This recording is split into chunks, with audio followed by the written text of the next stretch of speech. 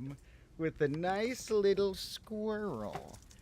You know how the squirrels have become more and more my friends? Well, I did something kind of dumb. Oh, sorry, buddy. Oh, dang! You jumped on the computer. Okay, you got the nut. I did something kind of dumb. I realized that I left out a bag that I had bought of nuts. I'm going to show some interesting sorts of produce in today's stream. And one of them was a bag of these full walnuts that I did read are good. Oh, I just stepped on one. Dang it. These, which I'll eat the one I stepped on later because I only stepped on the shell part. And they're actually really good. When they come from the shell, they're way better than a normal walnut, like out of the mixed nut tin or whatever. But in any case, I left out the bag for just like 10 minutes while I was inside grabbing some stuff for the stream. And a squirrel came and ripped open the bag, and I don't even know where the bag is. I can't see the strings that made up the bag anywhere. And the nuts are like everywhere. They didn't take them all because they can only carry one at a time in their teeth, maybe two, like if they're using paws and teeth or something. And so maybe he took a bunch of trips or told a bunch of friends, because there's a few of them. But I still see a bunch of nuts around here. It's almost like they just scattered them to have a good little playground of them for later. So I'll keep an eye out for any nuts I might need to collect during the stream, just so we can put them back and not give them too large of a feast all at once. You know, nuts are part of their diet, but we want them to eat other pine cones and random stuff too.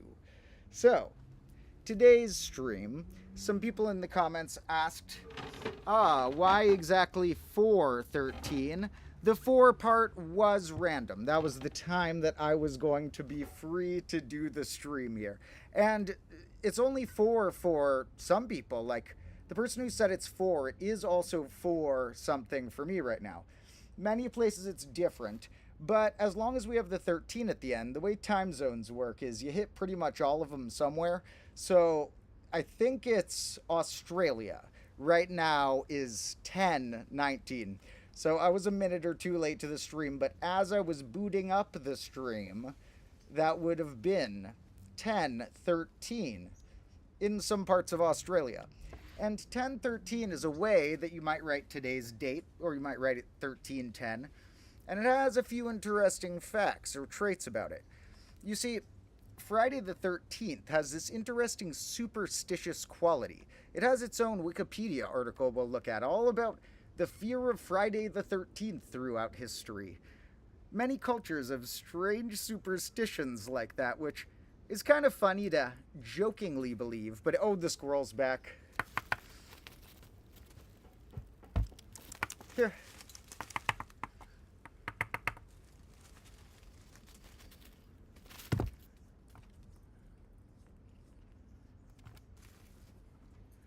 Awesome. I'm going to come back through all this footage later because someday there will be the right episode time where I know enough about squirrels. I have some episode topic to make about squirrels. And when that day comes, I will have a lot of good squirrel footage. Now, this Friday the 13th thing is extra special today because October is sort of known as a spooky month. It's gearing up toward Halloween. In my opinion, one of the most fun holidays, act spooky and dress up like things. And the dress up part is fun. That's definitely part of it. The candy part's fun. That's part of it. But the most fun part of it to me is sort of that joking, cursed nature. Like, we will be, playing around with joking thoughts of witches or demons or zombies or whatever. And in that mood, which can be kind of fun, I think a similar mood to when I, light a bunch of candles at night and talk about the number 666. Like, we're getting jokingly cursed, but of course we're not getting too committed to the thought that there's any actual cursedness going on. Today is similar in that it could be fun to appreciate a Friday the 13th if you don't take it too seriously. However, I think it's fun to flip it. If you have a day that's like superstitiously unlucky, that's no fun. That's just a bad holiday to put in. If you're gonna have a holiday where you decide we are going to accept weird superstition for a bit and, be a little less scientific thinking, be a little more joking about it today, why not have your joking about whether it's the luck status is different be that it's lucky, not that it's unlucky? So if you're going to have a holiday based around a lucky or unlucky thing, why not make it the lucky one? It's a holiday. You're going to have it a bunch of times. This one's not a yearly one. This one occurs whenever a month starts in a Sunday. Then there will be a Friday the 13th. And the reason why this one's special is that Friday the 13th, sort of jokingly spooky, although we flip it to be jokingly lucky as well.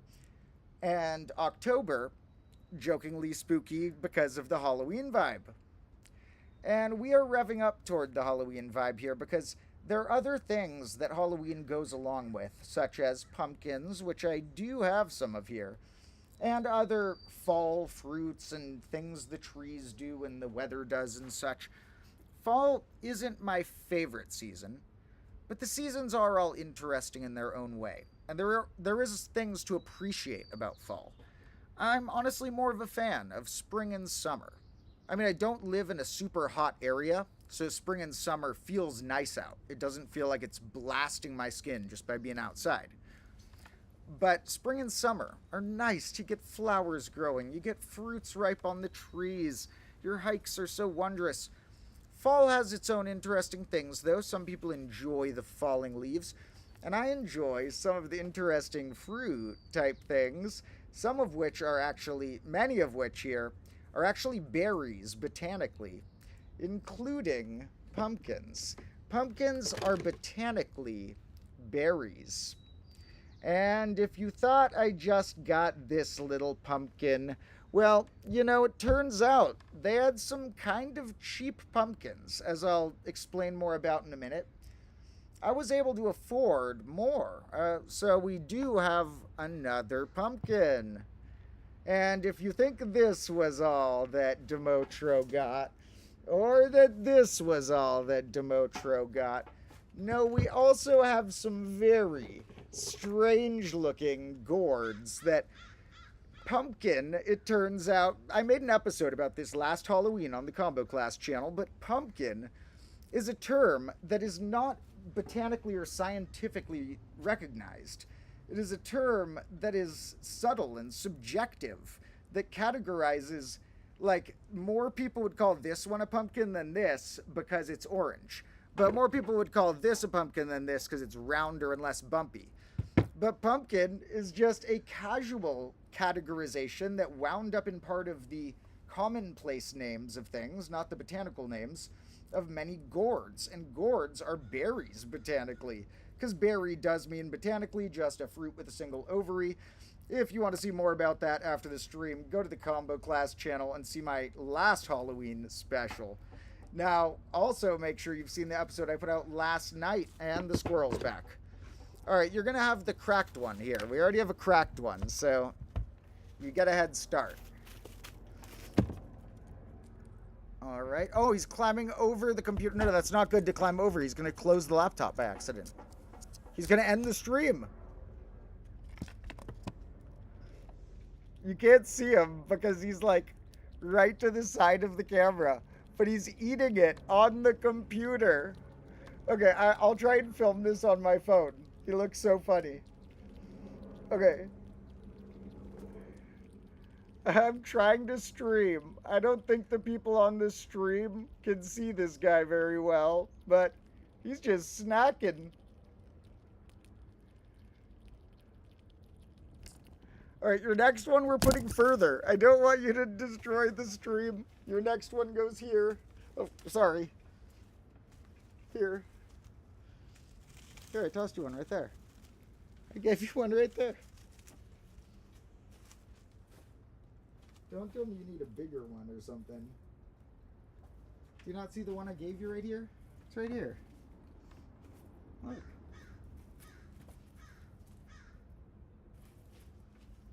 Alright, where's a whole one for him? That one got kind of buried or something. I don't see the whole ones. The squirrels snatched, and they can only carry like one at a time. So they must have done a bunch of trips or a bunch of squirrels. They snatched like 10 nuts or something. They snatched most of that bag, it looks like, unless they're just scattered further in corners of the combo classroom. Well, I'm sure there's some nuts scattered from other days, so if you were a detective... Whoa, what was that? Oh, the squirrel's up there. He knocked something down from up there. I saw something fall, and I'm like, what's that? It's because he's up there. Okay, I don't have that much more nut. I have a little piece for you right there. Here. Oh, no. God damn it. Okay. I don't know if I have any more nuts here. You stole them all. Wasn't that enough of a feast for you? What about if you try eating some fruit? You want a piece of apple? Let's see. Okay, I have a few more nuts stashed. In the drawer of the desk, I have a few from the other day. Where'd you go, buddy? All right. If it comes back, I got a nut. Anyway, rare, weird gourds here. Now, these ones... we'll call them pumpkins because it's a subjective term, and I forget if it had been put in the commonplace name of these. Couldn't be in the botanical name because pumpkin is not a botanical thing. Now, where is he? He's doing crazy stuff back there. He keeps knocking over all of his side clocks.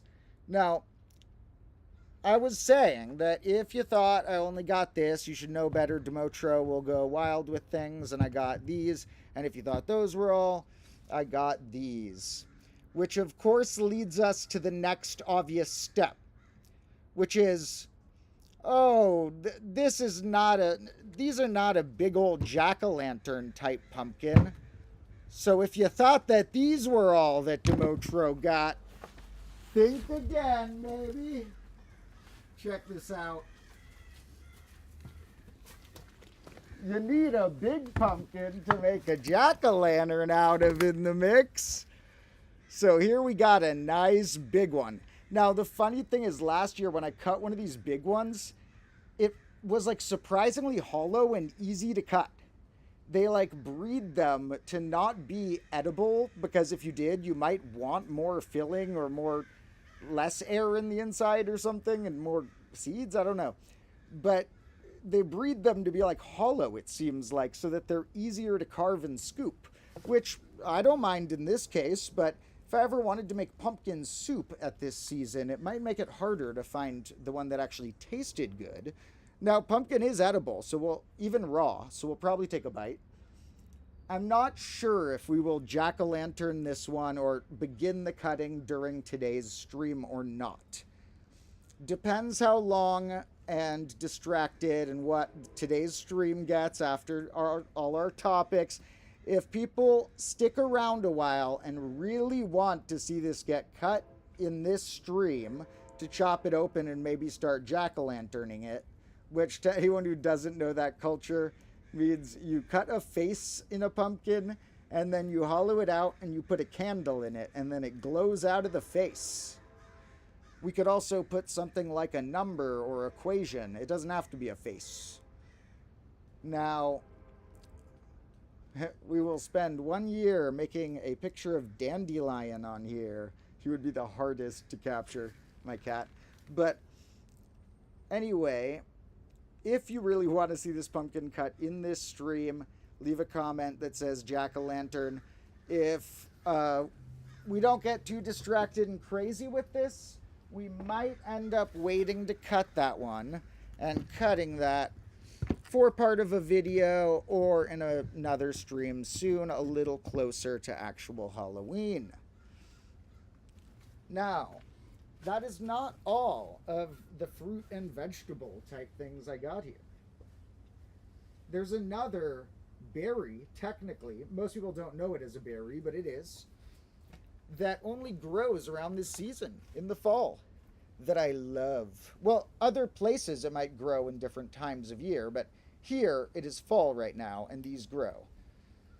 Different hemispheres are very wild, so they have flipped things, but we're referring to the northern hemisphere.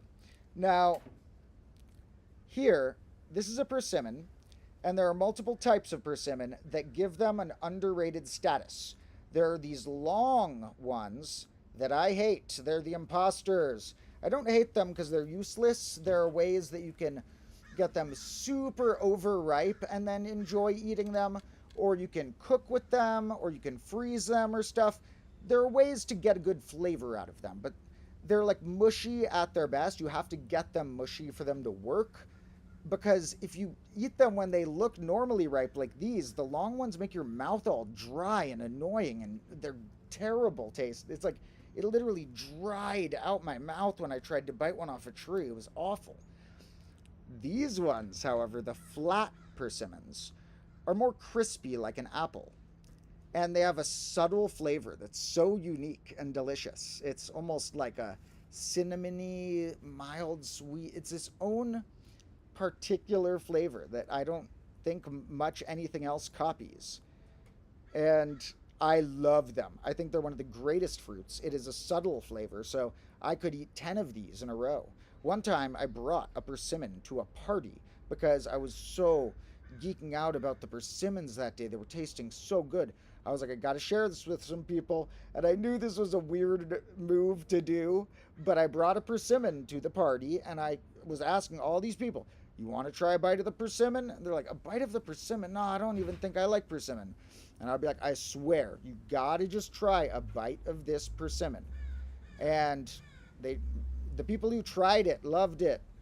So these are actually really good. As usual, it's a different taste. And when something is a different taste, sometimes it takes a little while to get used to. So if you have never had one, you might not fully appreciate it on your first time. But it is subtle enough. Maybe it would draw you in. Now, let me take a peek at our chat in a moment. Actually, wait, one more. This is another fall fruit. This one could be a little riper. I'm going to leave it to ripen a bit off the vine. It looks good, but they actually taste better on the inside when the outside looks a little like more cracked and old looking. That's actually when the inside's at its best sometimes. And this one I'll let ripen off the vine a bit, but this is a pomegranate, a really crazy unique fruit. The flavor of this isn't that different from other things, like a mix of cherry and cranberry or something. But the way it's delivered in here are all these tiny little seed packets. And if you just eat it with your hands, it's kind of fun. As a kid, I used to love digging through the maze of seed packets. Oh, is there another? Oh, where? Oh, yes, I found another. So, these are some reasons why I try and let myself appreciate fall, because there's something good to get out of all the seasons. And even if I naturally like spring and summer more, we're going to try and appreciate fall too. And winter when that one comes. Here in the fall, we'll also get a lot of rain in the classroom, which will cause a lot of chaos, but a certain type of beauty. So these are some reasons why we can appreciate the fall. And there's also a lot of ripe fruits all over my garden. The garden I share with some other neighbors, and with some family. But here we have some apples and a pear. So a lot of great stuff going on this season fruit-wise. And in fact, these are not, and I don't know about this, but probably not. But like I said, all of these are berries. I always loved berries as a kid, but I mean the cultural type of berries. Betty was one of my first words ever. Betty. Like, well, literally one of my first words, because we would go on walks and I would see the little ones on the, like the type you can't eat but birds eat.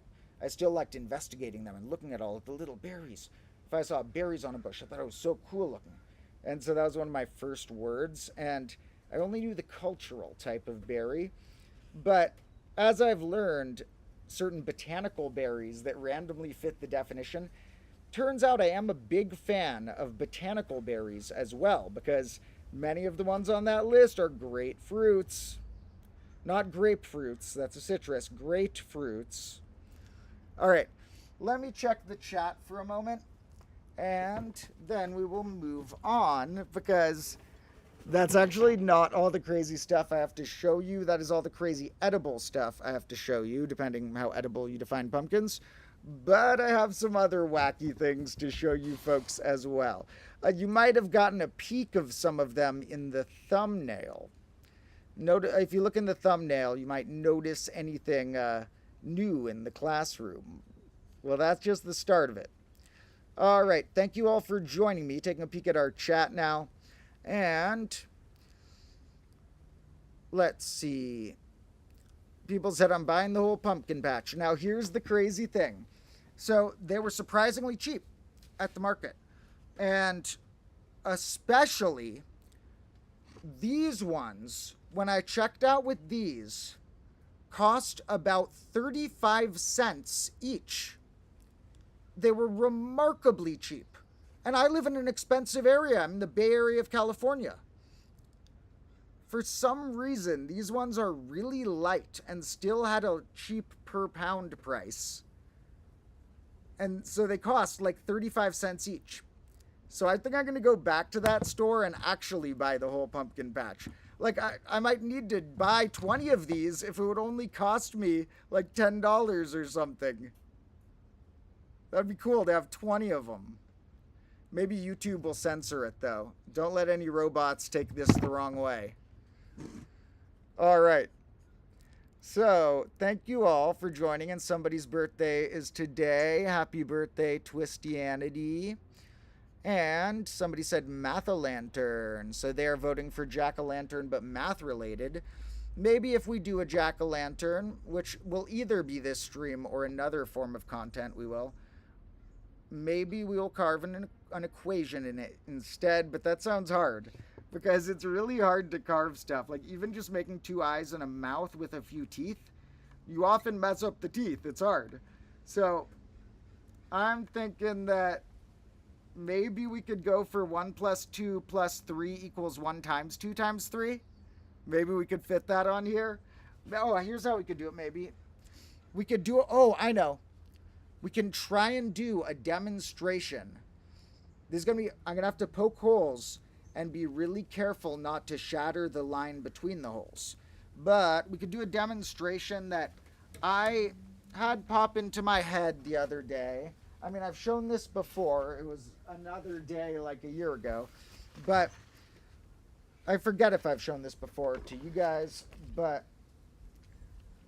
one visualization I realized that I find very neat and simple for the fact that 1 + 2 + 3 = 1 × 2 × 3, which is a classic, beautiful identity. It's telling us that the factorials and the triangular numbers line up with their third element being 6. And after that, the factorials skyrocket ever higher. And even before that, 2 factorial is 2, but the second triangular number is 3. They get off for a bit. But at 3, they're equal. Now, they're equal at 1 as well, but that's a bit trivial. And then they're not equal at 0, because the 0th triangular number is 0, but the 0 factorial is 1. Pretty wacky. Now, the demonstration, I thought, would be neat.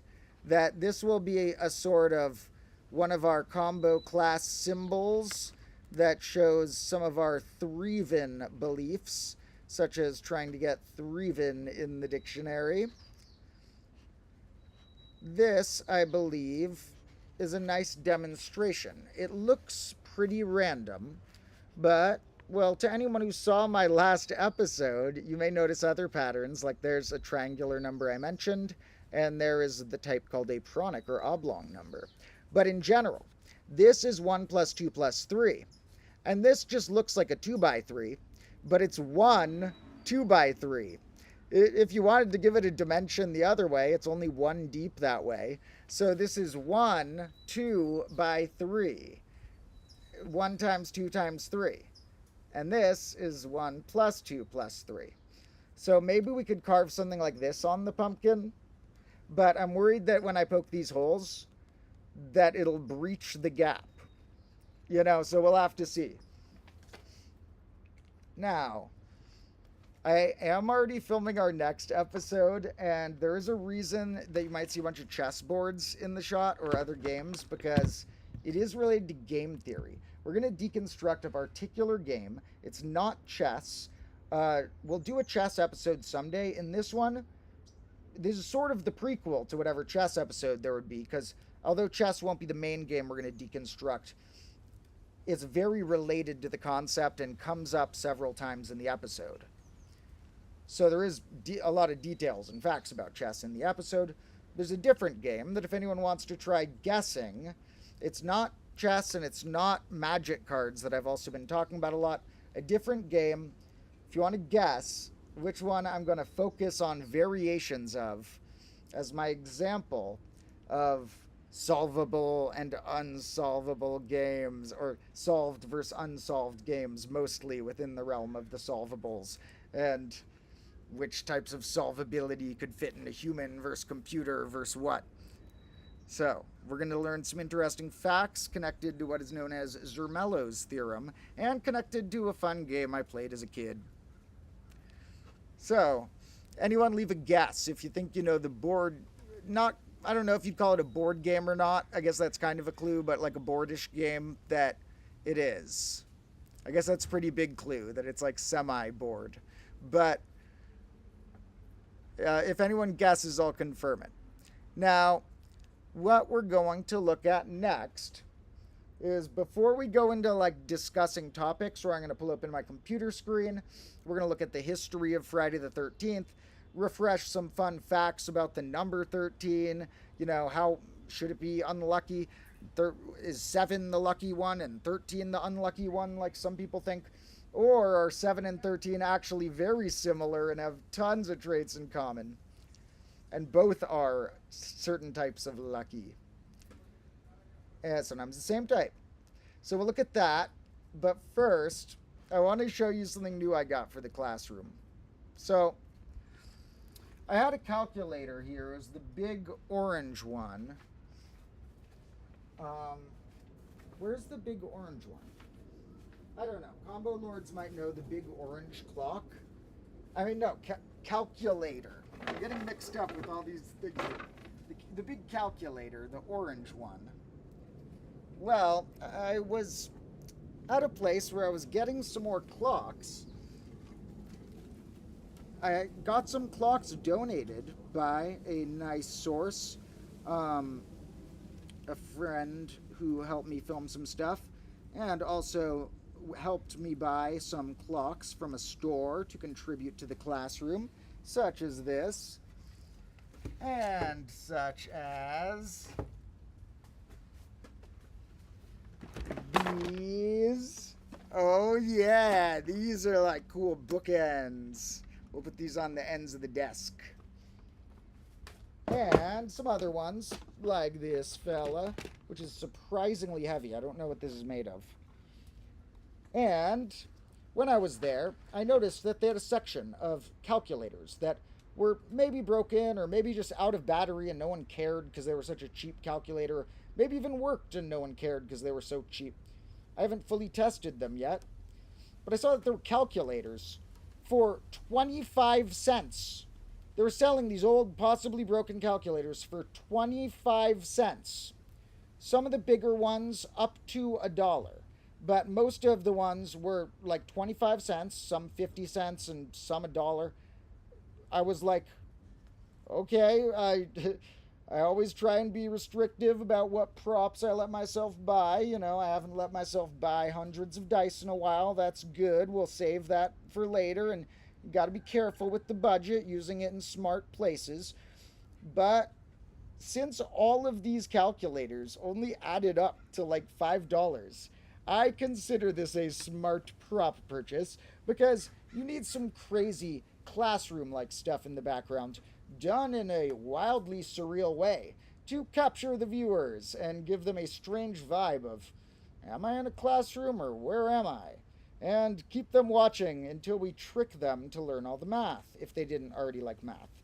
If they already liked it, no tricking required. Now, what calculators am I referring to? Well, I got a few calculators, and if you know Domotro, you know that's not all.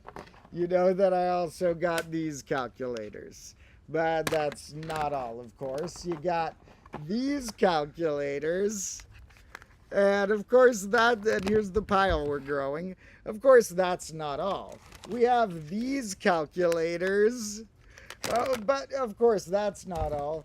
We have these calculators. And of course, we have one more. This is actually the last one. This is a big adding machine type one. Almost as big as one that I have in an attic or closet somewhere from the old calculator heist I've mentioned once or twice. Yes, in my old stories from my past, the lore of grade 0, there was a time when in 8th grade, which is when you're 13 years old-ish, or 12 or 13, I pulled a calculator heist with a good friend of mine. Never pull heists, but in this case, nobody was going to use the calculator otherwise. So maybe not never pull heists. Only pull a moral heist, and barely any heists are moral. That will be our rule.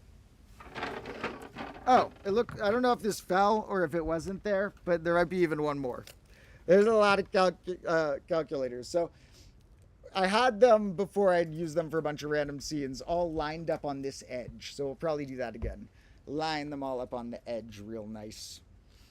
Now, looking at people here, we got some pomegranate fans. We got some people who didn't want to buy these because their look, maybe. Yeah, they're not as popular as, like, the classic one. Like, you get a lot of people wanting this on their doorstep or, like, wanting this bad baby on their doorstep. But you don't want as many people wanting this on their doorstep. But I think it's cool. I think it looks funny and interesting. Now, let's see what else. They said keep a small budget, but I also exist in a backyard of clocks. Well, all of the clocks here, every single one added up, I spent less than $100 probably on them. Definitely less than $200 on every clock here. Counting the grandfather clock, we'll say maybe I spent about $100 on all these. Most of them were gifts, yard sales. I went on Craigslist and Nextdoor, which are places you can like meet people in your neighborhood to find what they need to get rid of or put posts like that. So I posted online like, hey, anyone got any clocks they don't need? And some are from fans. I got some of the ones back here, which I need to hang up better to display better, from viewers at the private mailbox, which is linked in the description. If anyone has your own broken clocks that you want to see in the background of grade -2 combo classroom. And all these clocks I got for like gifts, yard sales, real cheap and free and stuff. The only one that costs more than like $10 to $15, and most of the $10 to $15 ones were gifts actually, but because people know I like clocks. Nobody knows what to get someone for a gift, but when it's my birthday, now people all of a sudden know what to get me. Oh, broken clock, perfect, easy, and it works. I like it. So the only one that cost more than like $10 or $15 was the grandfather clock. Cost like $40 or something. It was still very cheap. So there was some clock budget, but not that much. The clocks are not much of the budget. The props in general are not the budget. The budget is mostly hiring people, such as my main camera guy, Carlo, because, you know, I want to, you know, give him something for his time. And even though he's also my friend and also likes to creatively help with the show, treat him to a degree like an employee, but we won't say he's an employee because that might make some weird tax thing come up. I don't know. He's not an employee, but I like to help him for his time, compensate him in ways. And so a lot of the budget goes toward having more hours with a hired camera person to film. Like, I'm not rushing as much. We can film more B-roll. We can film more double angles, stuff like that. So Somebody said you might have another calculator on the floor the squirrel knocked on earlier. That might have been that one I saw. I didn't see your comment. It might have been the one there, or maybe you were talking about back here where the squirrel knocked something down, but I forget what. I don't see what it was. There's a lot of things it could be. If I was a detective here, oh God, you're like, okay, I have 10,000 different clues. Trying to track which one of these clues is related to the mystery. Okay, let me grab a thing or two, and then we're going to transition. So it's like a 3-minute intermission. I'll be back. And then we're going to transition into looking at the computer screen and looking at some strange history of superstition and this Friday the 13th holiday, and in general, the fear of 13, which is known as triskaidekaphobia. So I'll be back in 3 minutes.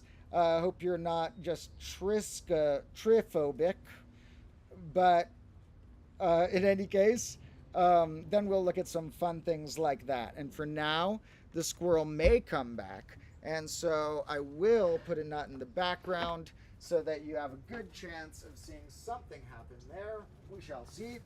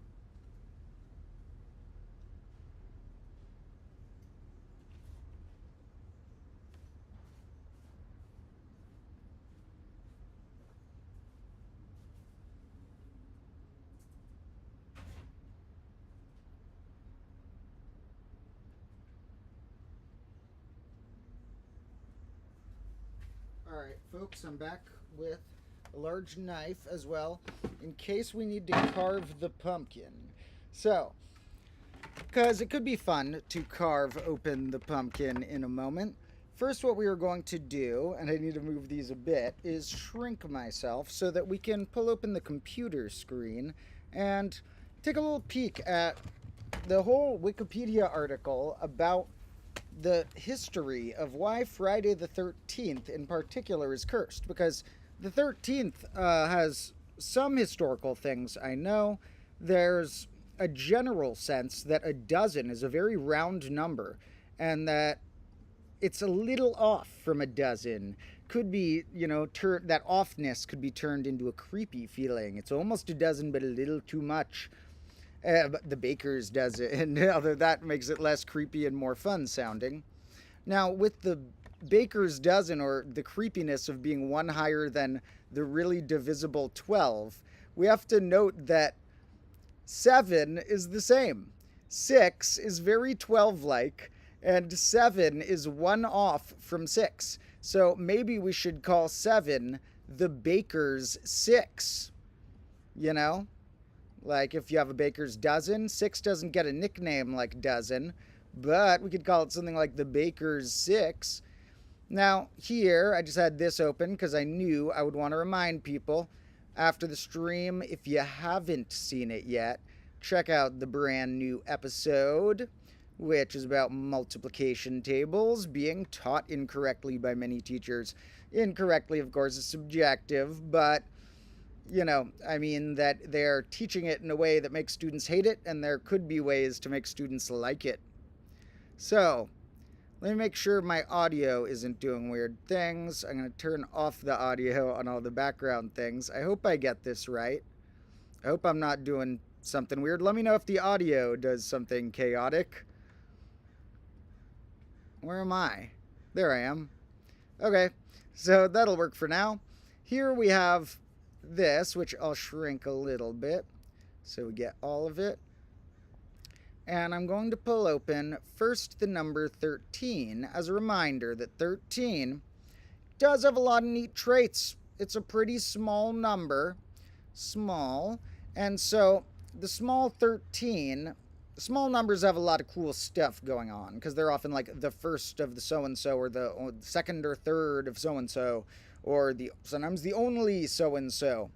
However, out of the small numbers, 13's not that remarkable. If you looked at the first 20 numbers, or let's say the first 13 numbers, is 13 more remarkable than many of the numbers below it? Well, 13 is prime, and that's very neat on the big scale. However, there's a lot of primes in the small amount. So if you're looking at the first 13 numbers and looking at which one has the most cool traits, a ton of them are prime. So you got to balance that with the fact that, you know, some are cubes and some are squares and some do other interesting things. Some are triangular and such. 13 and 7 end up being two of the, like, less super special primes. They have a lot going on because they're small, but 7 and 13 and 11 and stuff aren't quite as special of primes as 2, 3, or 5. They still do a lot of cool stuff, but 13 and 7 are very similar. They're primes, one more than a highly divisible number. They both are related to superstition, with 7 being considered lucky and 13 being considered unlucky. And they also have many other traits in common, including the fact that you may note that 1/7 has this repeating decimal thing. Well, 1/13 here has a repeating 6-digit string, so you'll imagine that can't be the same thing as 1/7, because that had a 6-digit string that could go in all possible orders of it rotating around. Look, 2, 3, 7, 6, 9, 2. But it does do it here. 2, 3, there's 0 from there, I guess. 7, 6, 9. But it's not on everyone, because here there are a few chains. There's a few different chains that start from different points. But some of these are other chains starting from a different spot. 1/13 is 0.076923. 4/13, if you flip that bit around, we have like 2307. It's the same thing going through from a different start. So 13 and 7 have these interesting traits that are related to what are called cyclic numbers. Under some definitions of that, there are several types of number that have been called cyclic numbers over history, which gets confusing. So we might not call these cyclic numbers. Numbers like 7 are also known. That type we will call a long reptend prime, and we'll go more into those in a whole episode someday. But 13 and 7 in general, because they're prime and they aren't primes that build into 10, and 3 is closer, like 1/3 isn't quite as weird, because even though 3 doesn't go into 10, 3 goes into 1 less than 10. And it turns out if you go into 1 less or 1 more than the number, it's at least kind of easy. So, or the patterns are less complicated and weird, which could be beautiful patterns, but harder to do stuff with. So 1/7 to 1/13 are like the worst of the primes in that mix in relation to our base, because 2 and 5 make up the base 10. 3 is in 9, which is B minus 1. 7 is, doesn't fit in. 11, the next prime, is 1 more. It's B plus 1 itself. So that actually does have easier traits. And then 13. So 7 and 13, and the next would be 17, don't fit in as well with base 10 in addition. So they have strange traits like this in base 10. There are many fun facts about 13. It will show up if we look at ordered bell numbers, so like ways that you could order things if you include ties and don't include this, and ways that you could order sets. And the squirrels are back. I hear multiple of them. Okay, guys, you stole like 10 nuts. How many nuts do you want me to give you? Okay, I have 1 more. And there's 2 squirrels. Okay, that one already got a nut somehow. Okay, the second squirrel gets the last nut. After this, I'm going to cut off a piece of fruit for you. And you're going to have to eat some fruit. It's good to expand your diet. In fact, I had prunes the other day. Not the dried prunes, but actually the type of prune that's like a plum. And I was trying to feed them prunes, and I felt like a grandma, like, eat your prunes. They didn't want to eat the prunes, but I left one out and it was gone. So eventually, when they were hungrier, they came back and ate the prune. Or someone ate the prune. Someone did something with the prune. Okay, anyway. That's the number 13.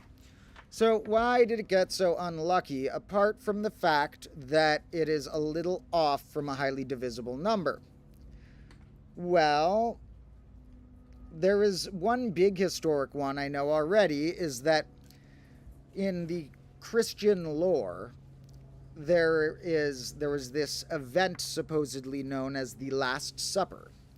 And at this event, Jesus and I believe 12 people total, including Jesus, were there, and a 13th one came into the mix named Judas, who betrayed them. So the 13th in that case ties into a story that's quite important to a large religion. However, I don't think that's the only reason. You see, here, if we look here, we can see that. Where do they go into? Okay, the squirrel. God, this squirrel will not leave me alone, and this is literally the last nut I have. I have more inside, but they need to take a break from the nuts. This is the last one I have here. I don't know if you saw it. What? There's another one right there. What? You're gonna get a piece of fruit. I'm sorry. I'm not gonna run inside and get a nut for you. I've fed like 20 nuts. So, you get a piece of fruit. Here. You're not gonna like this. You're not gonna be happy about this. It's right there. It's your piece of fruit. I don't have anything else. Oh my God.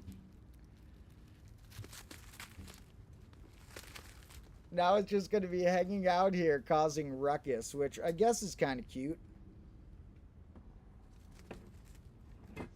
feel like there is a nut on the ground if it just looks. Like they scattered a bunch of them. I don't think I found all of them.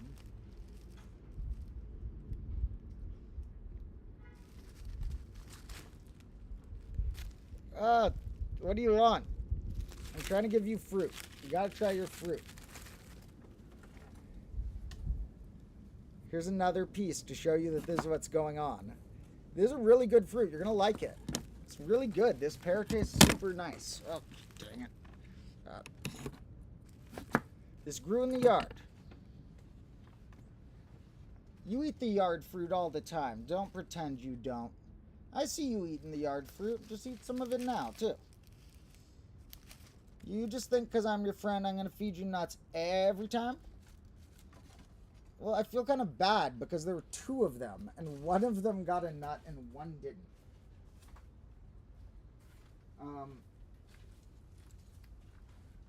Okay. Fine. I'll go inside and get literally the remainder of all the nuts I have. I'll be back in a split second. This squirrel, it'll get the last nut because I feel bad. And I'll bring whatever other nuts. And when those are gone, we are literally out.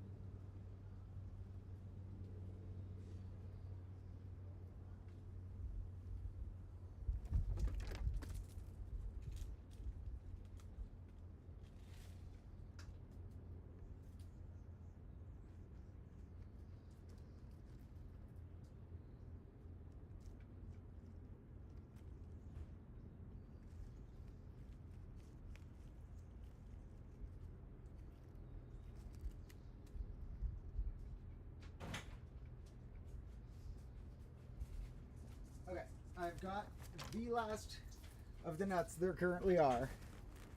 Come here. Come here. There are 5 nuts left. Once the 5 nuts are gone, the squirrels are just going to be going crazy, waiting for another nut, but not getting one. Eventually, they'll eat their fruit. Here, you got one for being a good boy waiting while your friend got one. Well, kind of a good boy. I don't know. Kind of antsy. So, thank you all for waiting while we do squirrel antics. I know it often distracts us from our main topic for a moment, but if a squirrel comes, I'm like a dog. I'm going to be distracted. I'm actually more like a cat, but I guess cats would get distracted by squirrels as well, too, sometimes. I don't know if I'm like a cat. Maybe a fox or something. Maybe I'm like an octopus. Yeah, I would be like an octopus mixed with a fox. A foxtopus. So, anyway, this is what we were looking at, is origins of the strange date that today happens to be today's a double whammy of October, spooky pre-Halloween month, and Friday the 13th, spooky. For those, who don't come from certain regions, they might be like, what are you talking about? Why is that spooky? Now, here it is just a trope or a trend that people know that this is considered a unlucky day where something bad could happen. Some people who are actually superstitious might, for example, not book a wedding on this day or something like that. But that's very silly because, like I said, not only will this not change the luck, and if anything, people being paranoid about it causes more accidents, so it's pretty funny. It's like it's a self-fulfilling prophecy. They're like, it's gonna be unlucky. And then they're so worried about it being unlucky, they crash their car because they're not paying attention, and that's unlucky. So, yeah, self-fulfilling prophecy, folks. So, careful believing too many superstitions. Here, you may hear me joke about superstitious type stuff because it's fun to let yourself half believe it for a moment or playfully, ponder almost like an actor or diving into a character as if you believe some superstition, like that something is a good luck charm or that a day's unlucky, but if you're gonna make a day about luck, why make it unlucky? We'll make it lucky. In fact, when I was a kid, I couldn't find the photo of this, but leave a comment if anyone wants me to later get the whole box of photos that it's in and go through some old photos with you folks. Sometime I'll find the photo. I think I might have shown it in a past stream where a lot of the time I would wear, there's got to be many photos of it, I would wear a shirt that had a black cat on it and said Lucky 13.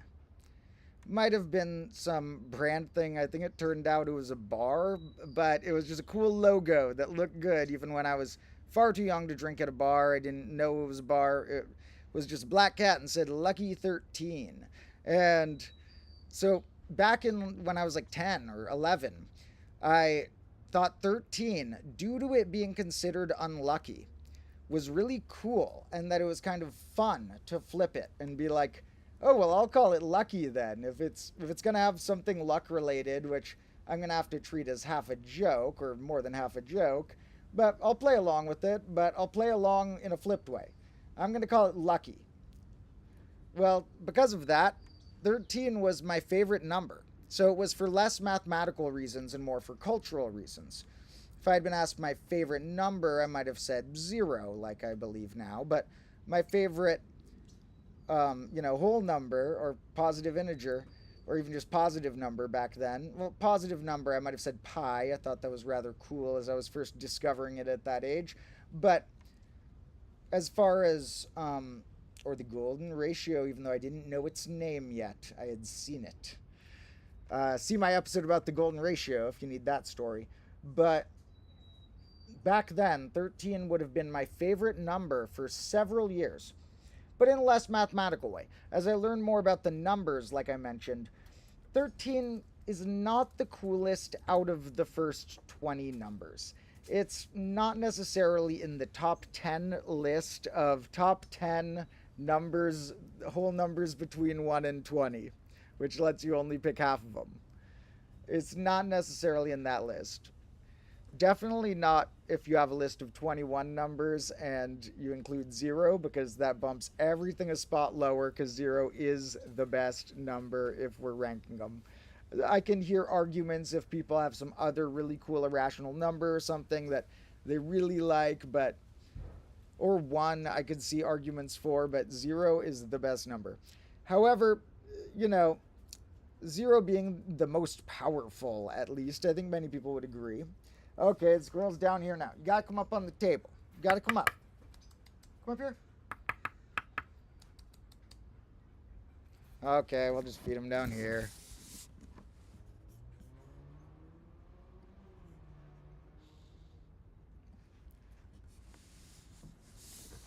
Here. Oh, here, I'll just give it to you down here. Here.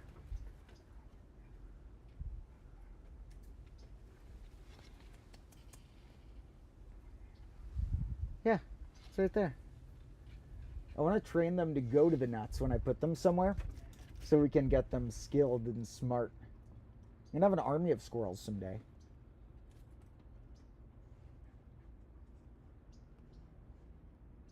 Now my neighbors, who I am friends with, have crows that they feed peanuts to. Not technically pets, but neighborhood crows that come by, respond to their calls, eat their peanuts and such.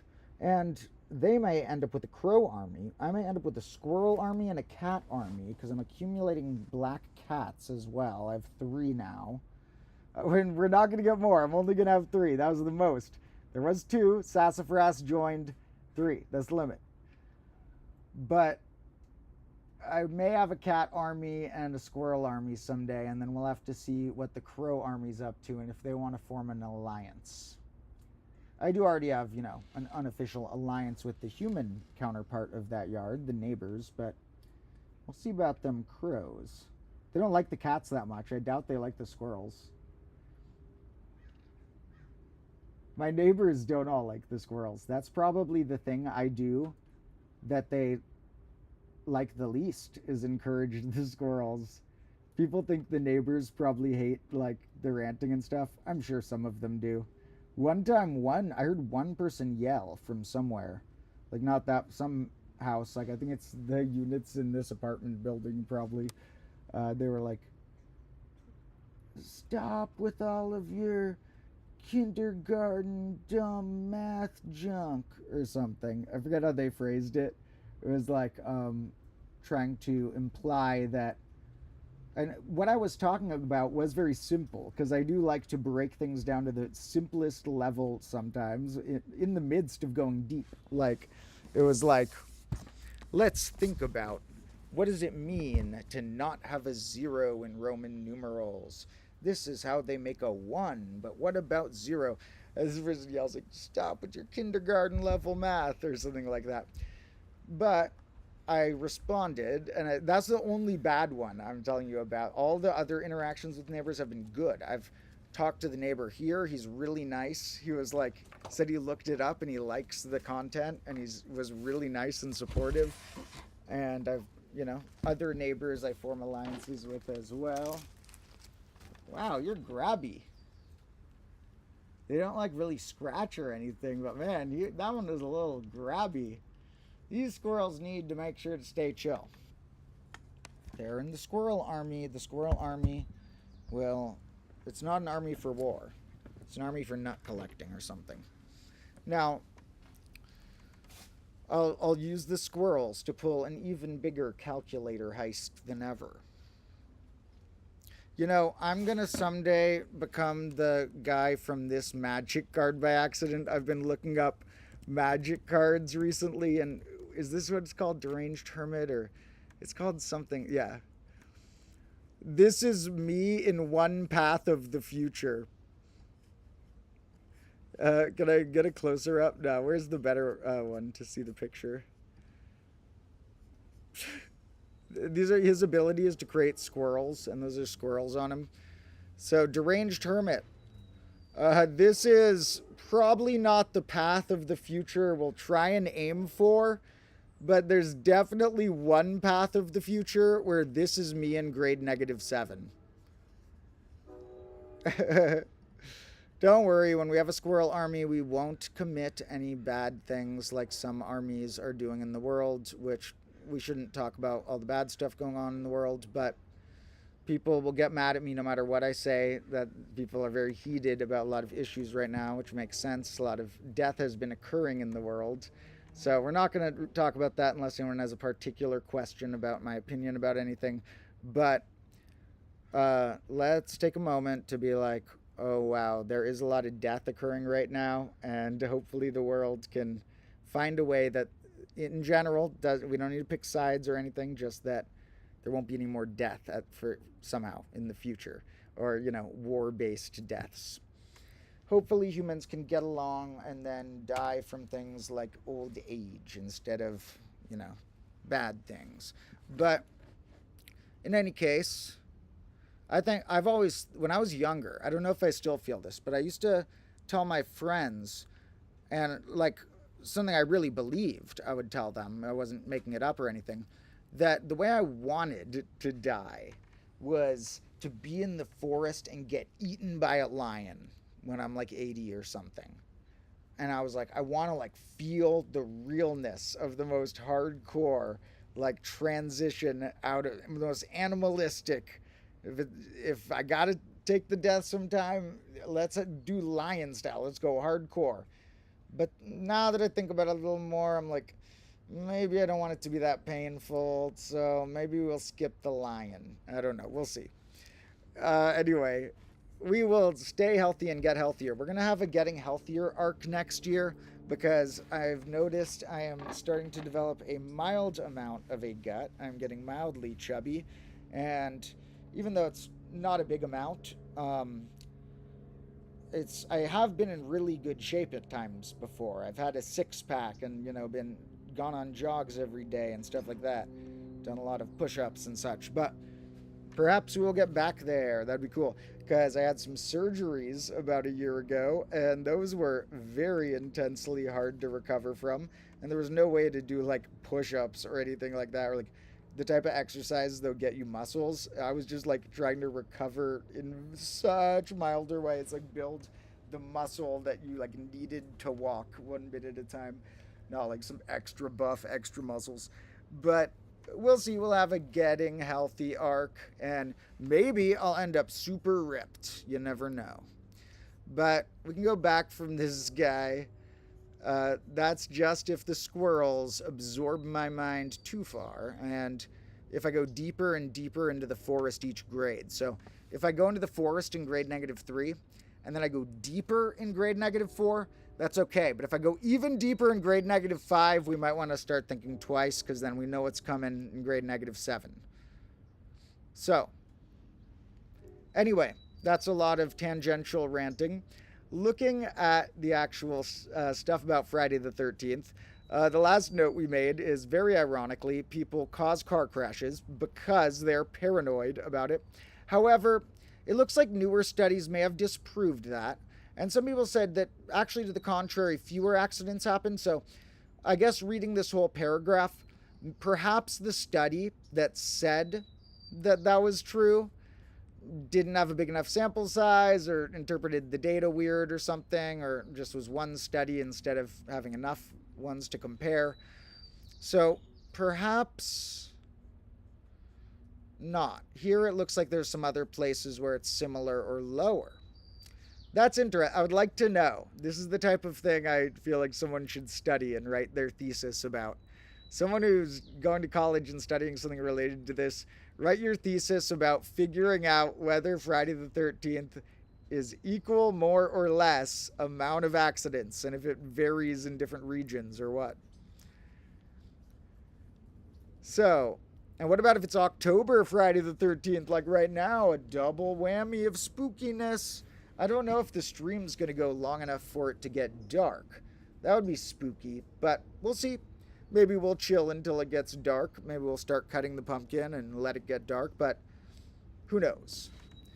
Anyway, here we have, in Italy, Friday the 17th is a bad luck day. That's interesting.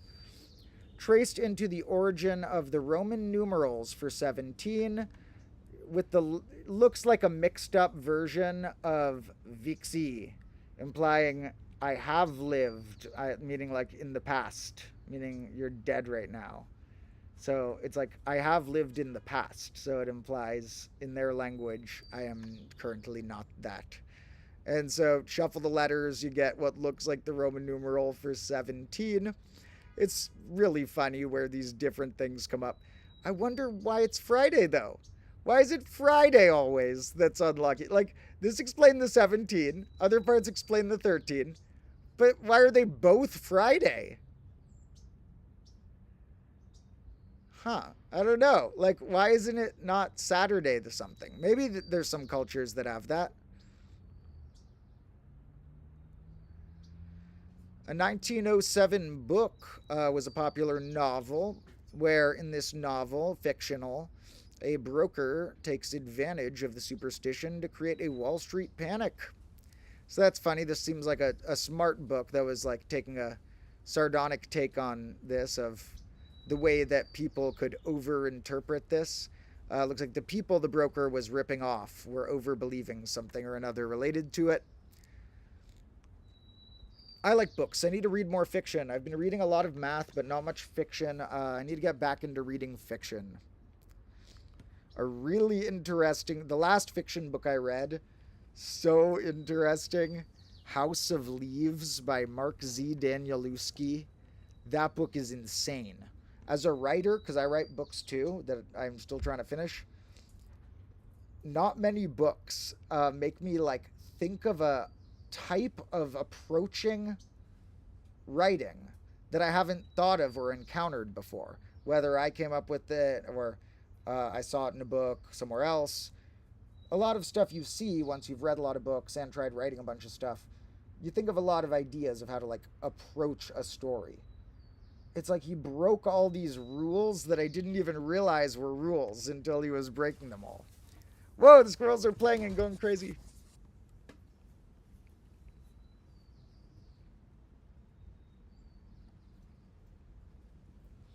Squirrels?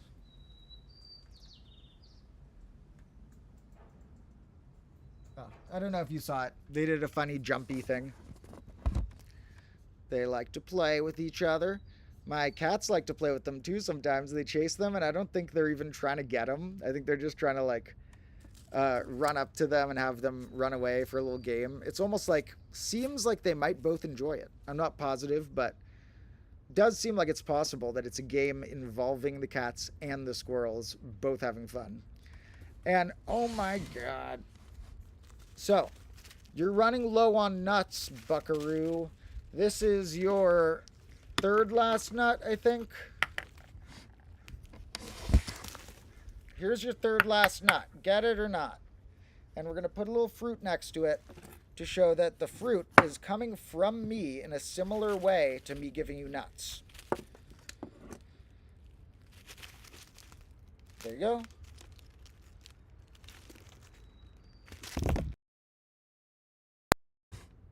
That didn't end the stream, did it? It jumped on the back of the laptop and closed the laptop. Because the laptop was like half down. It jumped on the back and closed it for a second. That didn't end the stream, did it? Are we still going? We better be. Okay. Good. I was wondering if the stream would survive if the computer closed or not. That was crazy. He just jumped on the... Like, he did a weirder jump than I thought, and it landed on the computer and closed it. Now, both of them are coming around here. Okay. There's one down there. There's your nut. Grab it. There's one over here. And we're out of nuts. You ate all the... No, there's one more. Okay, good, because they came in pairs. You get a nut. This is the last nut. The last nut. Now, okay. Admittedly, I have unshelled...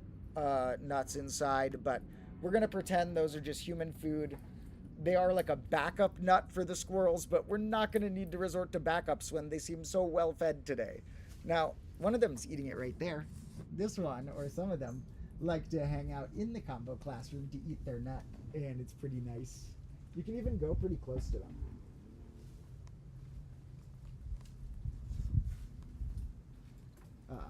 He got scared this time.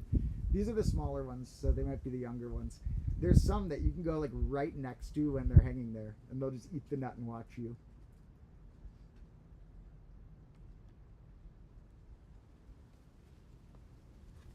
All right. So the squirrels keep distracting me, but here's the thing. We're out of the nuts, so if they come, we're just going to have crazy squirrels in the background. I might not even pan the camera to them all the time. You might just hear squirrel noises, because they're going to be looking for food, and all I'm giving them is fruit. I'll give them multiple types. We'll let them sample a few things. They can try the persimmon they might like.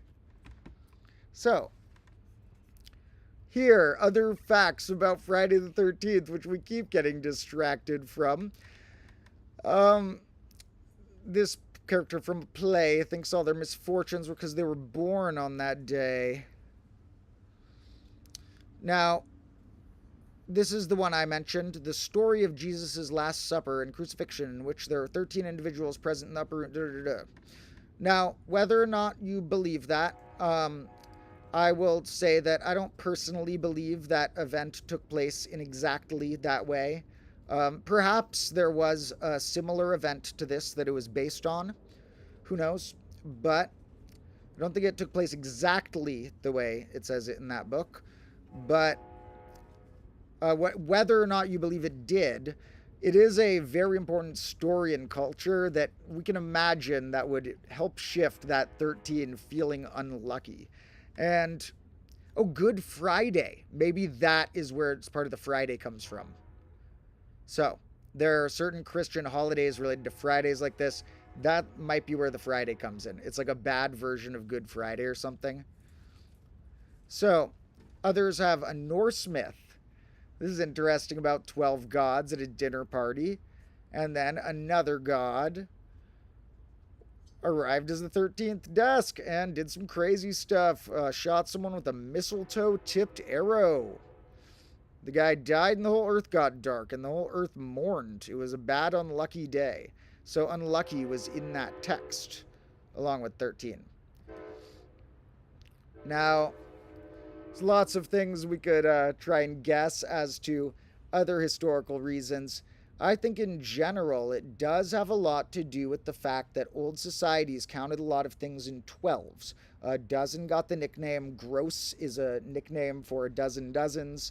There were societies that counted in a version of base 60 that was sort of like base 5 times base 12.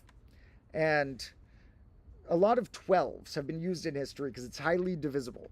And I think it being a little more makes it unlucky. But I don't know why 11 just gets off the hook. It's because it looks like 2 of the same number in our base. It looks neater. Now, the funny thing is that in our base, 13, written 1-3, is the flip of the other day we're celebrating. Halloween is 3-1. It's the 31st day. So today is like reverse Halloween. So now, like I noted earlier, if a month starts on a Sunday, you're guaranteed to have the Friday the 13th. Even if it was a leap month, that occurs after this, so it wouldn't glitch it. Now, this isn't the only whole rabbit hole about this, because this is just for Friday the 13th being unlucky, but there's a whole name for the fear of 13. They're going to have more information. Now, of course, we are on Wikipedia. I've found that they're more likely to have errors or subjectively written things in history things than in math things. The math things I've found to be a bit more trustworthy. Of course, don't cite it as your source. Look at what sources they used. But, you know, if you're just quickly trying to get in, like, I'm not writing a paper about this. I don't currently have plans to make an episode about this yet.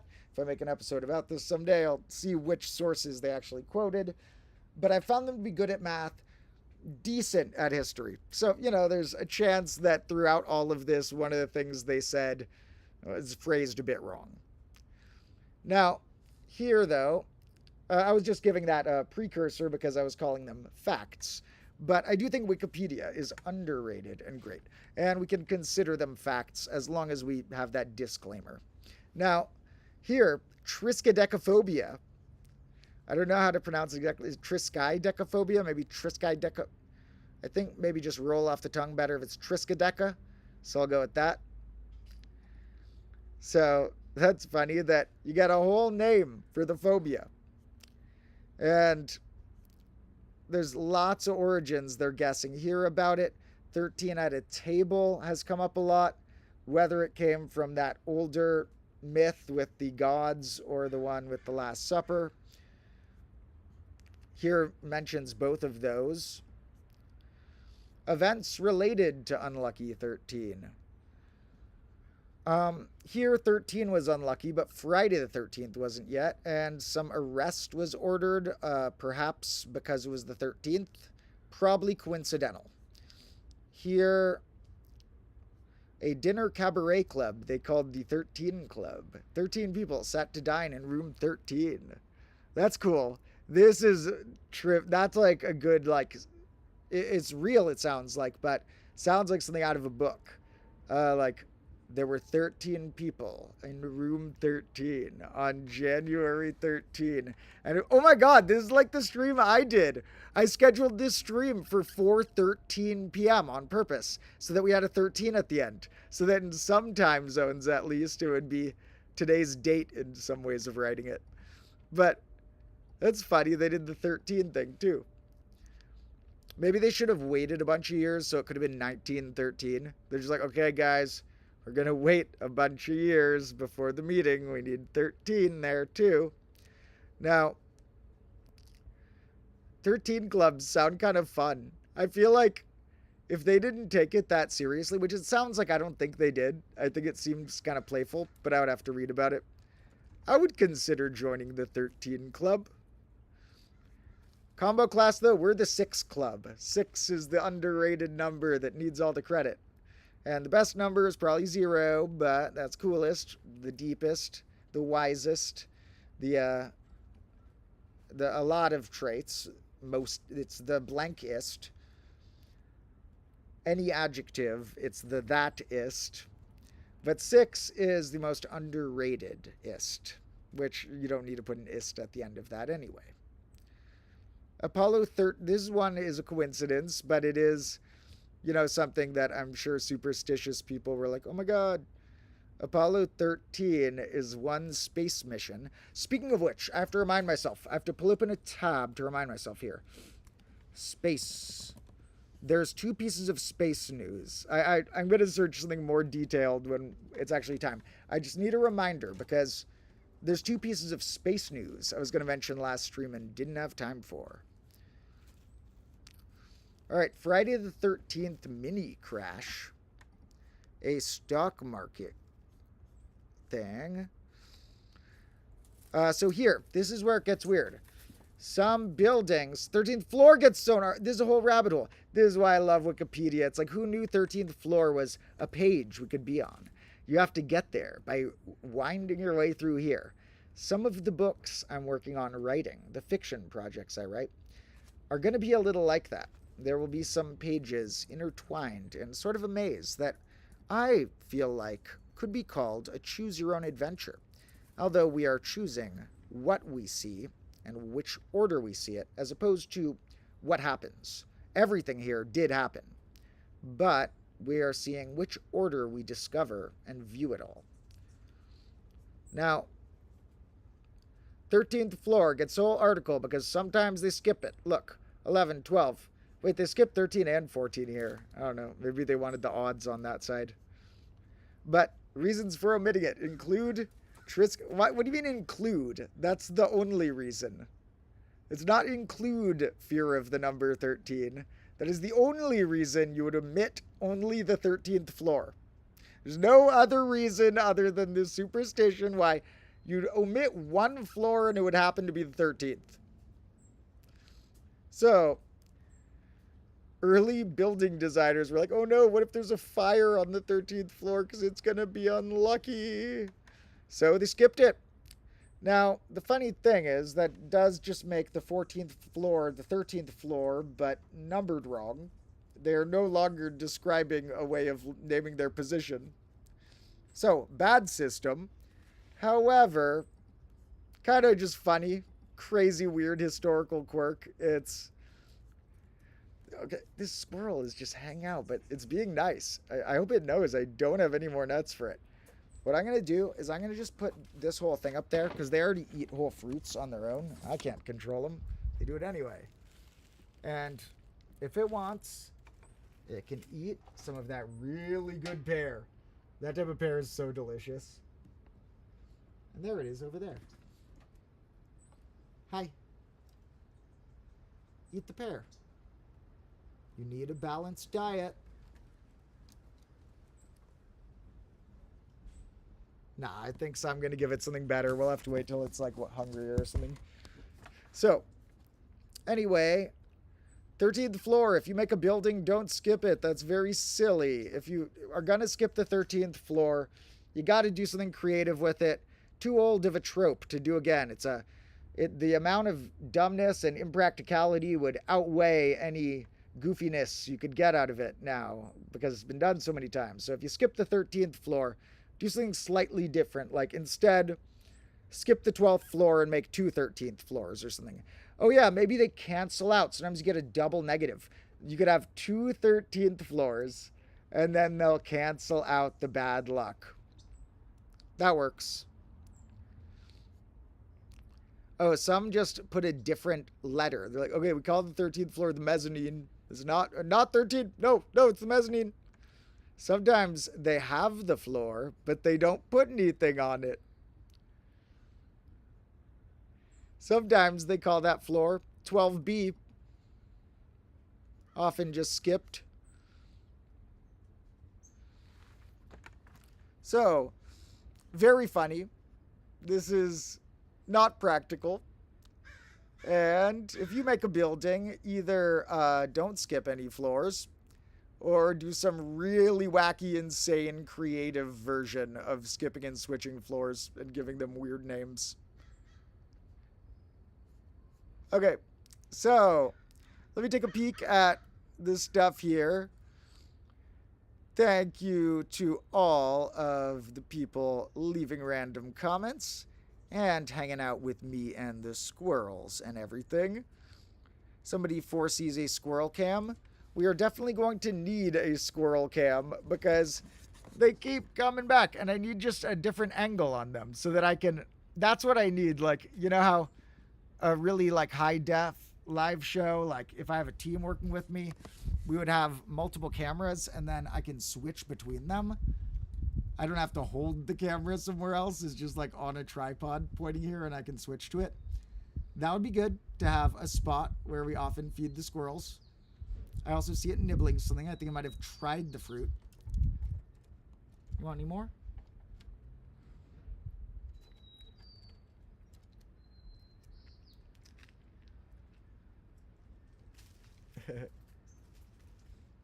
Oh my god, it's climbing all the way around. They are funny. What are you doing? There's not a nut in there. You're out of nuts.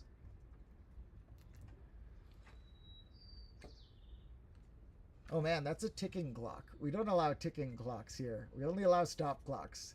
After the stream, I'm gonna have to make sure that thing stops ticking one way or another.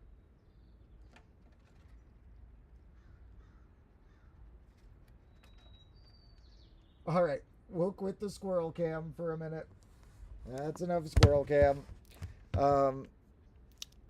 Now, those are some funny things about 13, but I think it has so many traits in common with 7 that if you made 13 unlucky, you'd have to make 7 unlucky. And in fact, if you name a type of number lucky numbers, which 2 types of numbers have been, classically nicknamed 2 main types in history, well, you'll find that the lucky numbers here include 7 and 13. There is a mathematical type of number called lucky numbers that includes 13. So that is pretty hilariously ironic that there are like whole articles about, whole clubs designed about how 13's unlucky. Whole floors omitted from buildings. And mathematicians named something lucky numbers that contains 13. Pretty great. So, okay, I need to make sure that this massive, there's like a bunch of stuff piled up on the table in a chaotic way now, so I'm moving the water I had. Don't want that to spill. And now there's also some really heavy clocks that we'll put these fellas in the back. That way if they fall, we get to see it.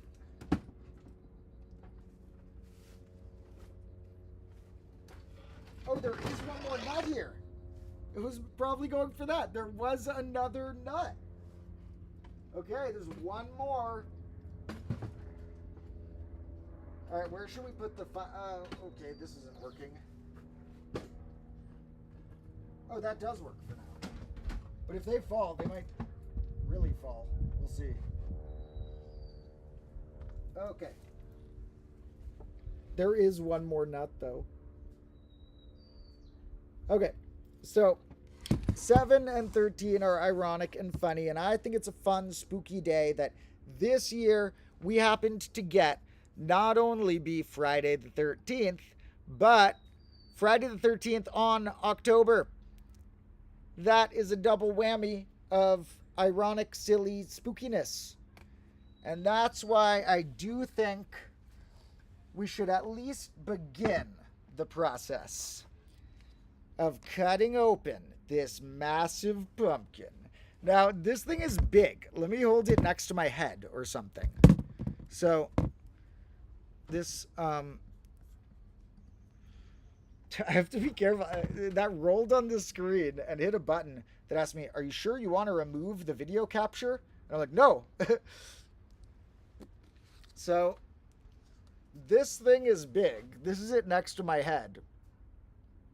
So, let's see if it's true that they make these things as hollow as the last one I got last year.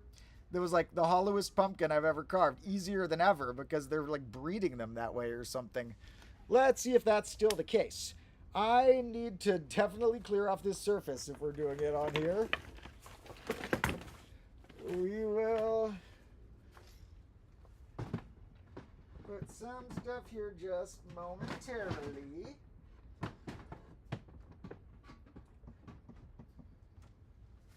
And this is going to take me a minute to move this stuff and then get all of the supplies I'm going to need, because I'm going to get a towel-like thing too, and a scoopy thing to scoop out the guts, and a bowl to put this stuff in. I was so excited to bring the big knife, because that's like how you start the process, but then I remembered there's more parts. You need a bowl and a spoon and a this and a that. We will leave the smaller pumpkins on the table. They'll give us some good decoration, but we'll move everything else. And this will take a moment. So if anyone needs to take a bathroom break or whatever, we'll start carving the pumpkin within 5 minutes, probably less, but within like 5 minutes. And if anyone leaves for good, make sure that you've caught the newest combo class episode that came out just yesterday. That's linked in the description.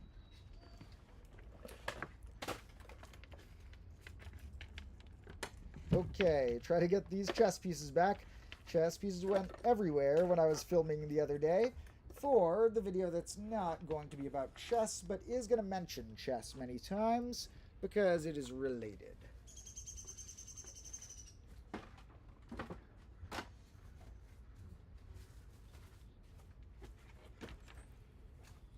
Alright, I'm going to grab the spoon for the guts and stuff. Let's see, what I want you folks to see. I want you to see the final nut have an option to be taken. Oh, the last one's gone. Did the squirrel take it last time? I have to roll it back because I was gone when the last one vanished, I think. Okay, in any case, here we will put one more to see if you get a little squirrel show. I will be back with some pumpkin carving supply, and we'll put the pumpkin in the foreground too so people know what we're about to do. If anyone comes and says, what's going on? Say, we're about to carve a cool pumpkin. So, there's a pumpkin and some horns for it. Okay. I'm worried the horns will fall on the computer. Just pumpkin. All right. So, let me get the supplies.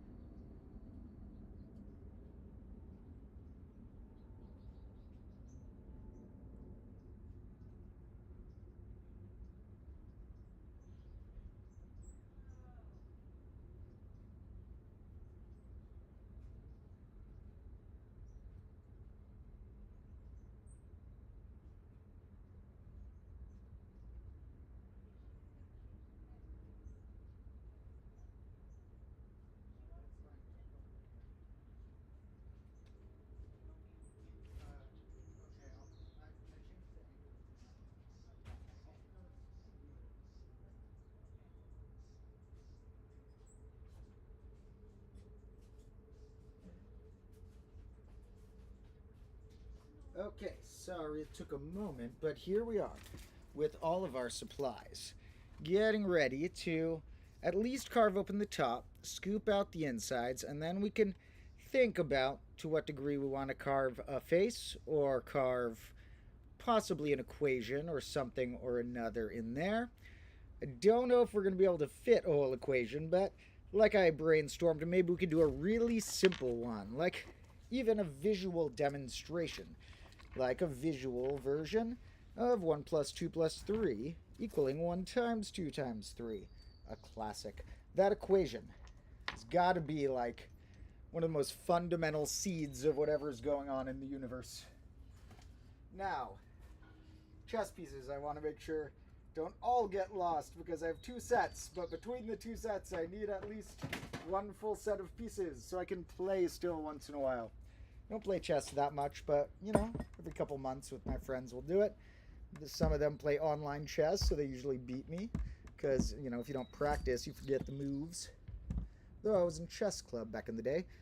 Now, I will give one more clue about our next episode, which is that it is a sort of board-like game. It has a form of board. It's a form of board game that I will be analyzing various variations of. And it's surprisingly complex, although it will seem like a simple-sounding topic when you hear the game. So if anyone guesses, I will confirm it, but those are some random clues. It's a game I like to play as a child. Now, thank you all for joining, to the folks who stayed or joined since then. And what we will begin with is setting up a good angle where the computer will be there. This will be here, and we'll probably just... Are we just going to see the last 3 letters like sometimes we do? A lot of my shots will be filming, and Carla will be like, it's just showing the last 3 letters if we want the framing perfectly. And I'm like, it's fine. Because I think it's actually secretly kind of funny. I pretend I'm annoyed that it shows ass in the background of the shots, but I think it's pretty funny. So, here we got our pumpkin, and maybe we'll try cutting the little ones at some point, too. And we have a probably terrible knife. Like, I don't have any good knives. They're all dull and terrible, so hopefully this knife's good enough. And first, what you gotta do is very carefully take a stab, and I know you guys think, okay, Domotro with a knife, this is gonna be terrible. But I get into chaos with, like, stacking clocks in weird places or, like, sitting on the desk when it's fragile or, like, stuff that happens to me is, you know, a pile of chaos, not a tool. I'm good with tools when I need to be. I have never hurt myself with fire, and I've only hurt myself with a knife, at least seriously, once. But it was far before the combo class started, and you can't really see because I'm dirty there anyway, but you see that little, like, line in the hand? Little indent. If you see closer without the dirt, that's a scar that I've had for like 10 years because I cut my hand there. It's such a dumb story, and it's like a little bit not parent friendly. So it might be like a grade -3 story how I cut that hand. Guys, if I ever know that I'm going to for sure make enough money to survive the rest of my life from combo class, and that, like, I won't need to have any sort of boss judging me for things I have said or whatever, I will tell you all the crazy stories.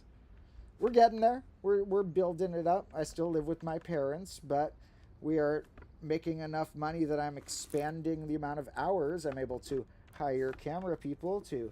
I think our new episodes are getting better than ever. And the trick here with the pumpkin, you always got to cut away from yourself. Like doing this, absolutely no. Because if it slipped, it would go into me. And here it's just like, it could slip. You don't want to be playing with the worst case scenario being that it could go into you.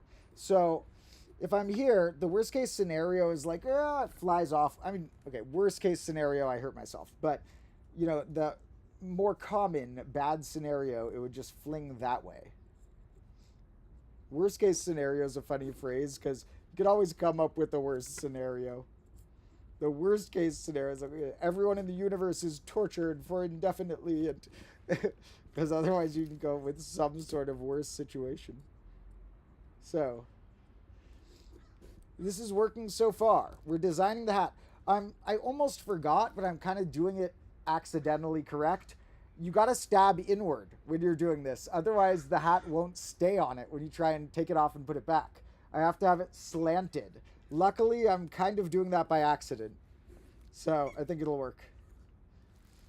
So leave comments if you have a preference between face or equation for what we do on it.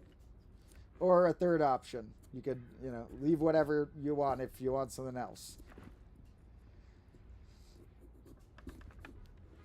With my episodes, I am pretty set in what I want them to be like. I have very specific creative goals for each episode. On my combo class channel, it's harder to suggest ideas to me because I have such a backlog of episodes ready to go. I kind of know for a lot of them how I want to do it. Not everyone. Some I could take suggestions. But mostly those I'm like, sort of don't need suggestions. But in the live streams, when we're just hanging out, if you give me any weird suggestion, it's likely that I will try it. Because we just got time to hang out here. This isn't my perfectionist projects.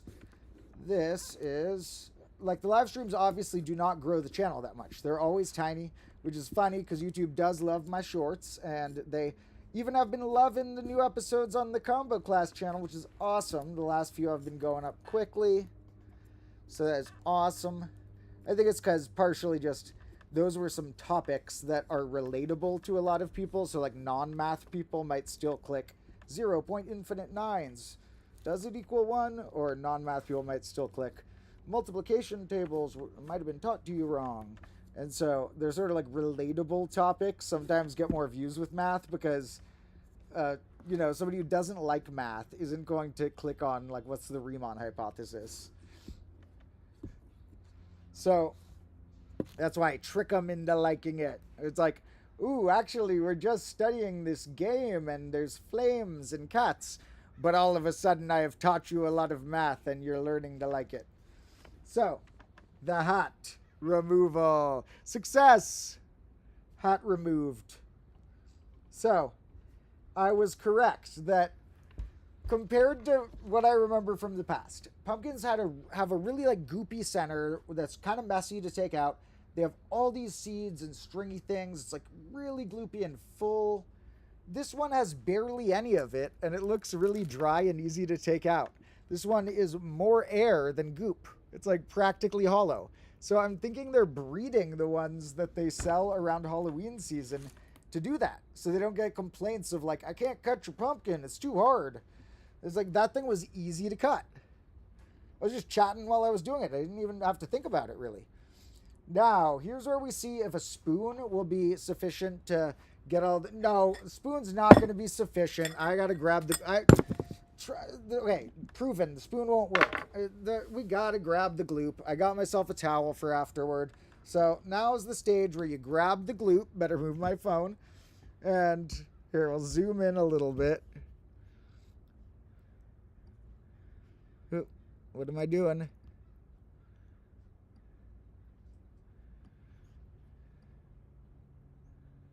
All right. Some of my friends I have been talking to about helping me on live streams sometime, both for them to make cameos, like we chat about old stories or whatever, or that I think you'd find interesting, or for them to help me on the tech, because imagine how much smoother these would be.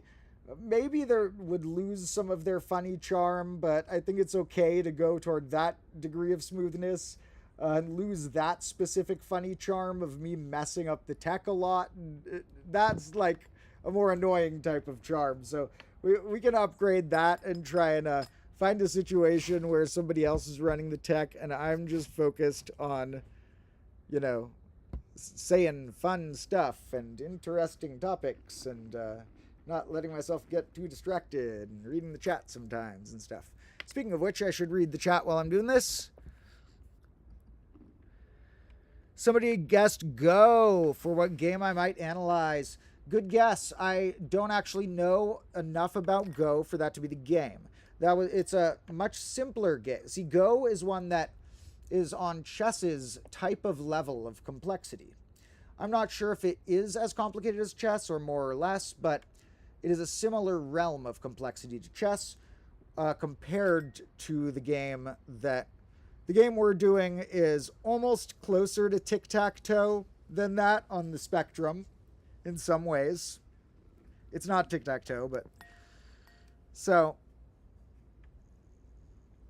it's a game that, like I said, it's going to seem from the title like, does this really merit a whole episode worth? Is this really on the main channel? But it's going to go into the coolest game theory that tells us about everything from tic-tac-toe to chess, and the game we'll analyze, which is in between. But no, it's not Go. So, I know this is the grosser, not as fun to look at part, but we can brainstorm if we want to do anything with these seeds, because you know these seeds can be cooked. If you roast these seeds in the oven, they taste quite good. Oh my god, I forgot. I think okay, I can't look it up on my computer right now. If I try and do it with just one hand, it'll cause chaos, and this hand's all pumpkin-y. But I'll look it up in a minute. I think squirrels like pumpkin seeds. I don't know if it's raw or cooked. That's what we have to look up. I think I read that that's something they enjoy. That would be awesome. This would be a 2-in-1 if squirrels like pumpkin seeds. Like, gotta remove the goop. Do I need to find somewhere to throw it away? Put it in the green bin? Nope, don't even need to go to the green bin. The squirrels want it. Although we might need to cook it for them or something. We'll see. Anyway, you can't even see it. This is the less fun part, I guess. But soon, what we're going to be able to do is... And I guess I'll just zoom out a tiny bit.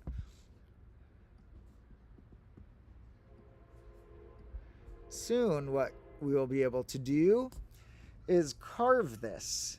And I think I'm leaning toward trying an equation because I've never done it. Let's see if anyone commented. Somebody commented they want equation, and nobody commented they want a face. So we got equation request and not face request, so we'll go with that. Somebody said dots and boxes, and no, but dots and boxes is fun. I like that game, but it's not that one. Maybe we'll do that on the bonus channel sometime. And rock, paper, scissors, no, but that will get its own episode someday. There is going to be a combo class episode someday called something like The Surprising Strategy of Rock, Paper, Scissors. I swear, there's strategy. It sounds insane, but I learned strategy to it in like when I was younger, when I was like 12 or something. And I was able to beat people more than half the time. So, I swear, there's strategy. So, I'll do an episode about that. They've had tournaments.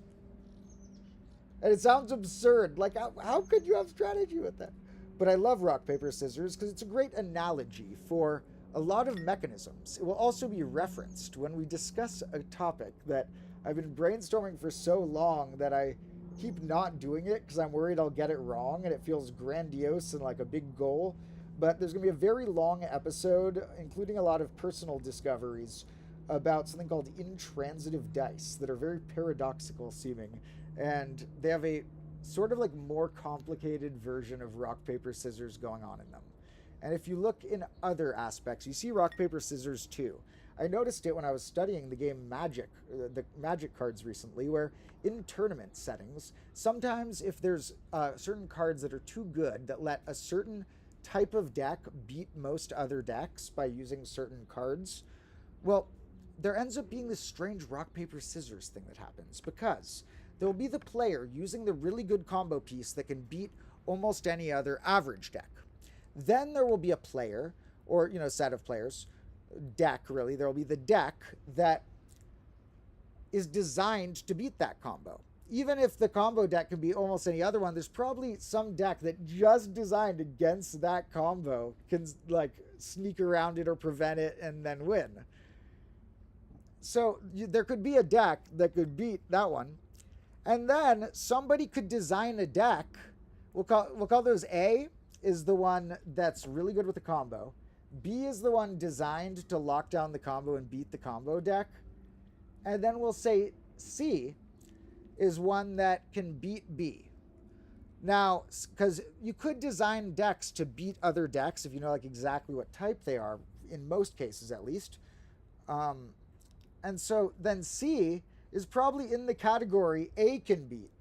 So you got like the combo deck can beat the like, or gets beaten by like the control deck, and the control deck gets beaten by the quick aggressive deck, and then the combo deck beats the quick aggressive deck, or vice versa or something.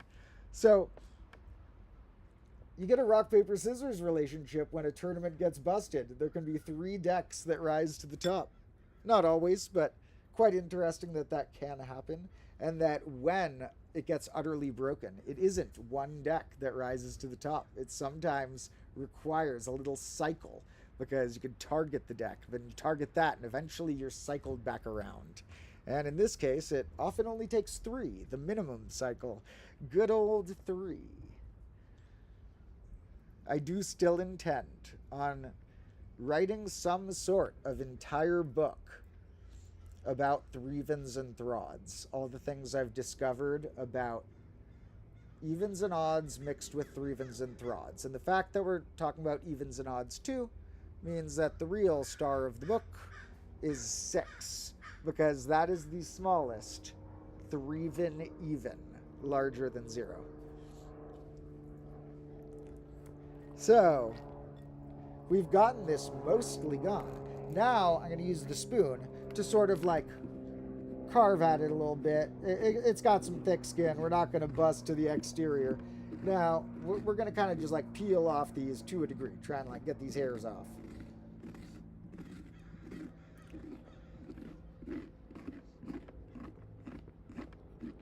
All right. This is working. Oh, I do have to do the top also. The hat still has all the gloopy stuff. Now, there will be a time when, maybe on Halloween, where instead of just lighting a candle in this, we fill it with something flammable. Do not copy. And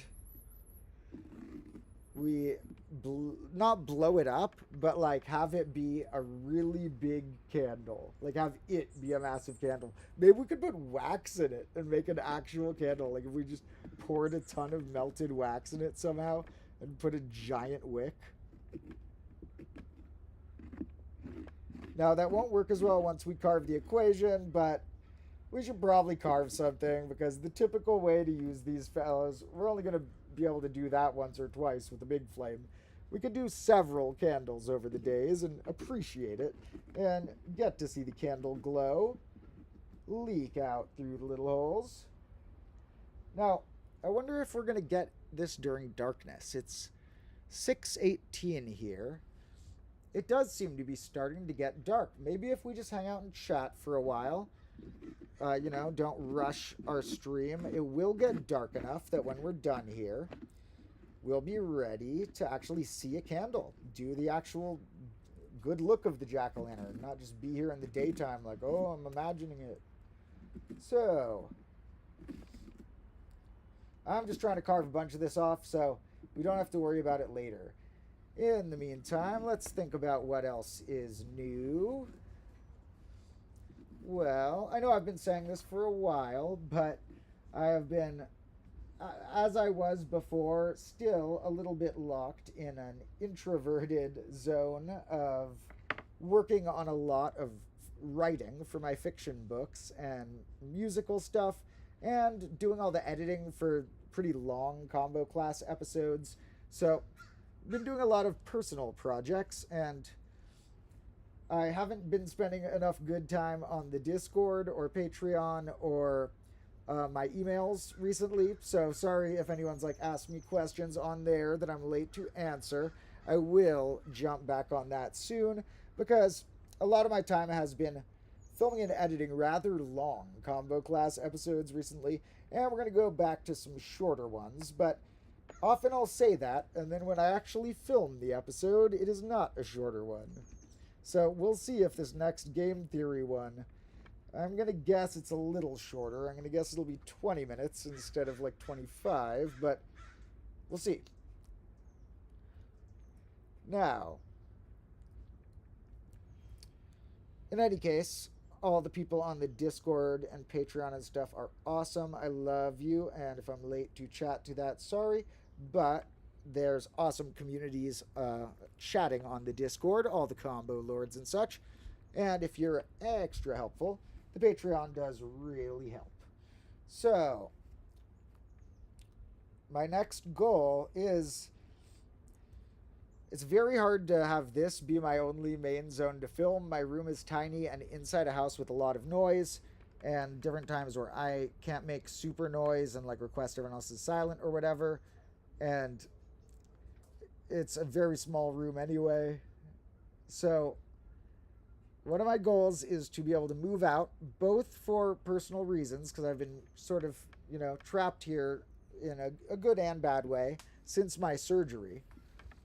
I enjoy this house and my parents and my brother, so nothing terrible about being here in any way. But I do want to move out, not super far, because I would like to keep this as a secondary studio, unless we go down the path early, where I end up out in the woods for an arc.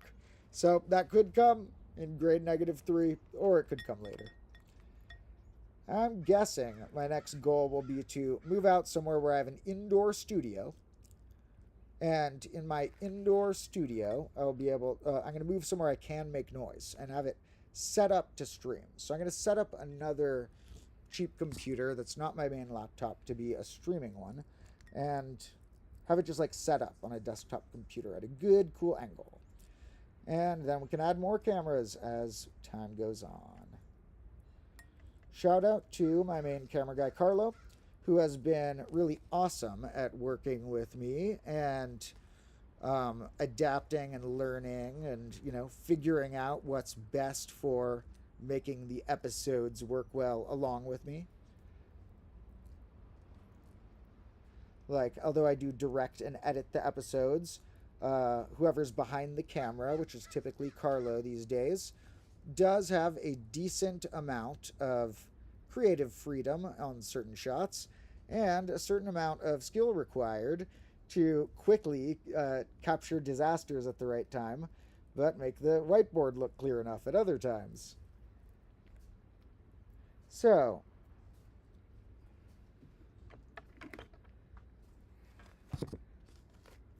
and I have been mentoring Carlo to a degree because he's a bit younger than me. I met him through my being a friend of my brother, and my brother is 9 years younger than me. We have quite an age gap. But I love my brother. He's awesome. We get along great.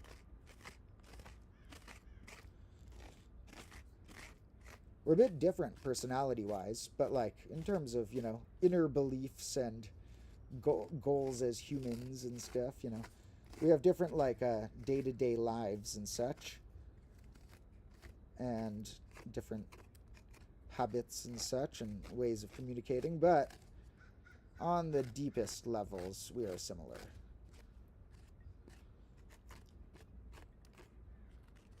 But you don't need to be similar to people to get along. Like some of my other best friends, like Jordan and Evan, or some of my friends you'll probably meet at some point before long, are very different than me. We get along because we are quite different.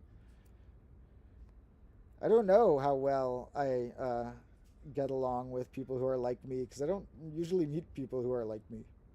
And I feel like if or when I do, we can sometimes clash because we both are forces of nature. But I don't mean to clash. I want to be a loving human. I just crack jokes here and there. Now, we've gotten this stage pretty good. We got all the guts, which we're going to look up after I wash my hands if we can feed them to the squirrels raw, or if we're supposed to take all this stuff off, or if we're supposed to cook it, or what. Because it said that somewhere I read squirrels like these. So we'll confirm that. Now, we can eat them too if we bake them in the oven. We might be able to eat them raw, I don't know. But they're not the best ever, but I remember when I used to cut pumpkins like this with my family. We wanted to use as much of the food as we could. You know, saves money and stuff if you can have a snack that was from the remains of what your activity. So we would try and cook the seeds and make them taste as good as we could. They're decent. You know, you can make them good, but I don't know. They're pretty good. Now, let's see. I gotta think about what design I have room to carve here. I am leaning toward an equation, and then I'm leaning toward, like, either I'm leaning towards something related to 1 plus 2 plus 3 equals 1 times 2 times 3. And either we could do numbers, try and carve numbers, 1 plus 2 plus 3 on a top line, sneak a little equals in the middle, and then down here, 1 times 2 times 3. Or we could go like the dot idea. Where did I draw those dots? I drew these dots somewhere. Yeah. We could go with this idea, where we represent it this way. The third triangular number, and actually what's known as a pronic number, but not only is this 2 times 3, it is 1 time, there's a 2 times 3. So 1 times 2 times 3. So 1 plus 2 plus 3 equals 1 times 2 times 3 is somewhat represented in that diagram. Now, let's see here how would we do this? It would go sideways. And the fear is that 2 dots would collapse into each other. We'd have more room to go sideways, though. I think that one will be best. We just have to go long. It's going to look cryptic at first. We're going to ask people what they think it means. We're going to make them decode it. We'll say this represents something fundamental about the universe. What do you think it is? See who can crack it. Oh, this is funny. Out of all the clues lying around here, found a little burnt scrap that you might recognize from the thumbnail and one of the scenes in my latest episode. This is the burnt times table. Maybe I'll save this and hang it on my wall. It's kind of cool. This is what remained of one scene when I burnt the nicest of the times tables I made.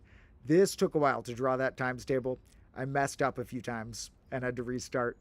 So, you know, sometimes there's a scene in my head I want to get a certain way, and I'm willing to, like, lose money or spend a lot of time on making the scene the way I think it needs to be. Although on our live streams, as you know, it's more like a chaotic free-form playground where we try not to worry too much about perfectionism, but we also try and make sure that we have a steady flow of knowledge and laughter. So, here, if we do this, we need something that, like, punches out a circle. We need, like, a sharp, like a spiky blade that would, like, punch out a circle into it. So, like this.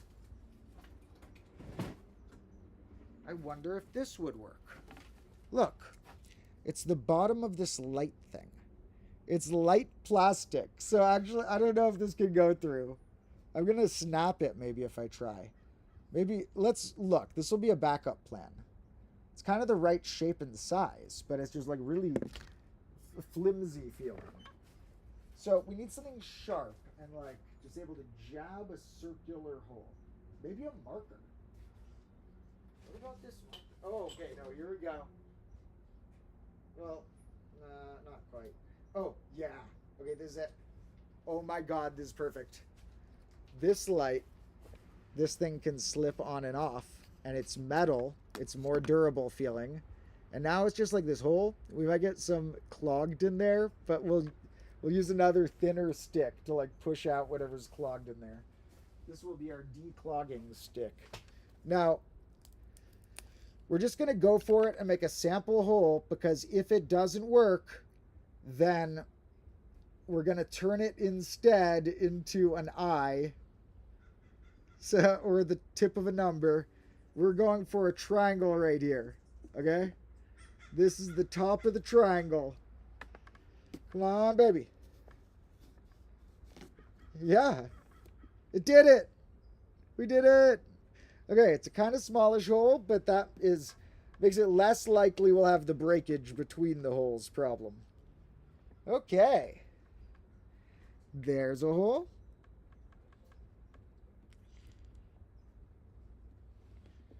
Okay, let's see. Gotta make sure we got all that stuff out. Okay, we'll run it all the way through. Now we're going to aim for the next two on the triangle. About here, I guess.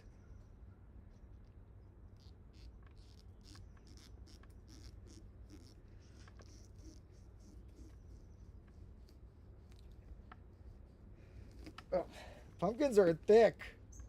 They're like sturdy. That's a worry, that when I'm pushing at it so hard that I'm just going to like breach, like a whole sector of the pumpkin will snap. Let's hope not. All right.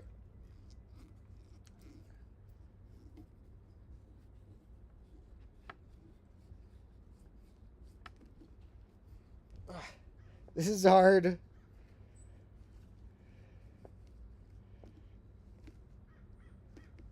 Okay. This is kind of hard. I'm going to have to need to take a break once in a while. Okay. Now, third layer. We need it to look like a triangle. So let's go for the middle one first. I think that'll line it up better. Do we need to declog this? Maybe it helped. Maybe that was why it was harder. It was clogged. Got pumpkin and thing. The declogging stick's not working. Oh, this is going to make it so much worse if the declogging stick just gets stuck in there. We're just going to have it clogged. Okay, so those two look good. Or this has a little bit clear. And now we're going to go for the middle one to try and line it up easiest on the bottom row. The middle one will line up with that.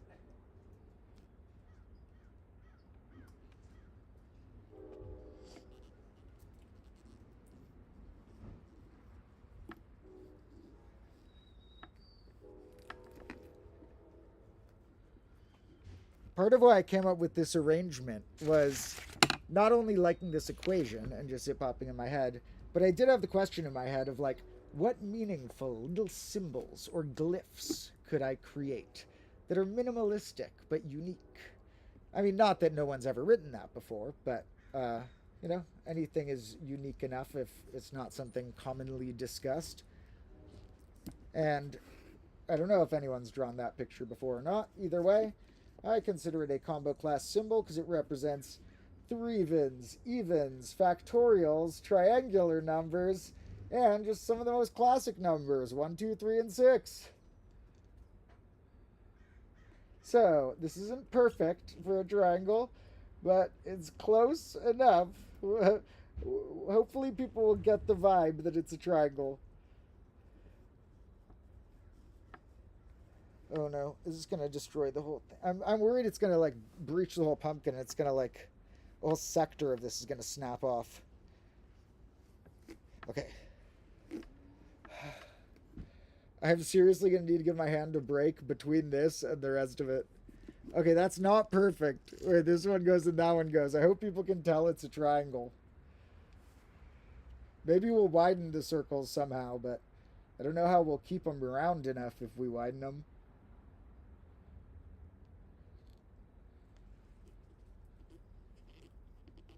Okay. Jeez. Ever since it got clogged, it's gotten harder. It doesn't have like the sharp tip as much. That's why. Oh, it's not clogged on this side. So, okay, we get one more side to clog.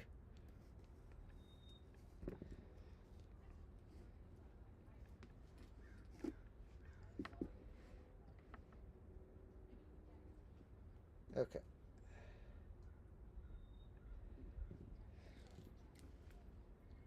So, they're kind of crooked and they're not a perfect triangle, but we could try widening them later, and for now, I think it's pretty good.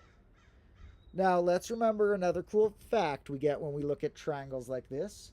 Not only is this a big triangle with sides of 3, but we could have made 4 little triangles in it. What's special about 4? It's a square number.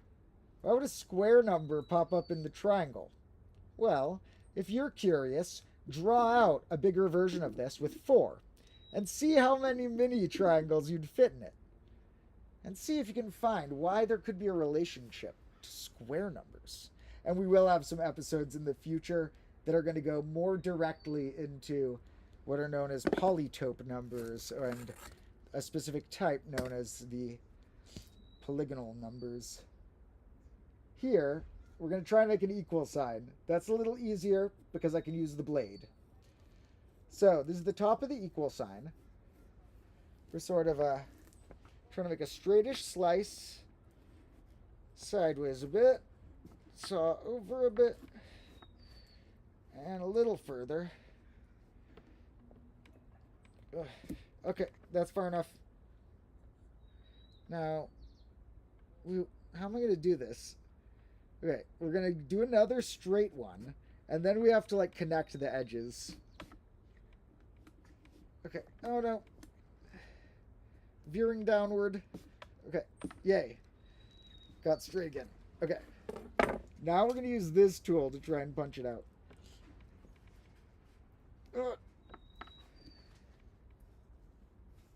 Oh my god.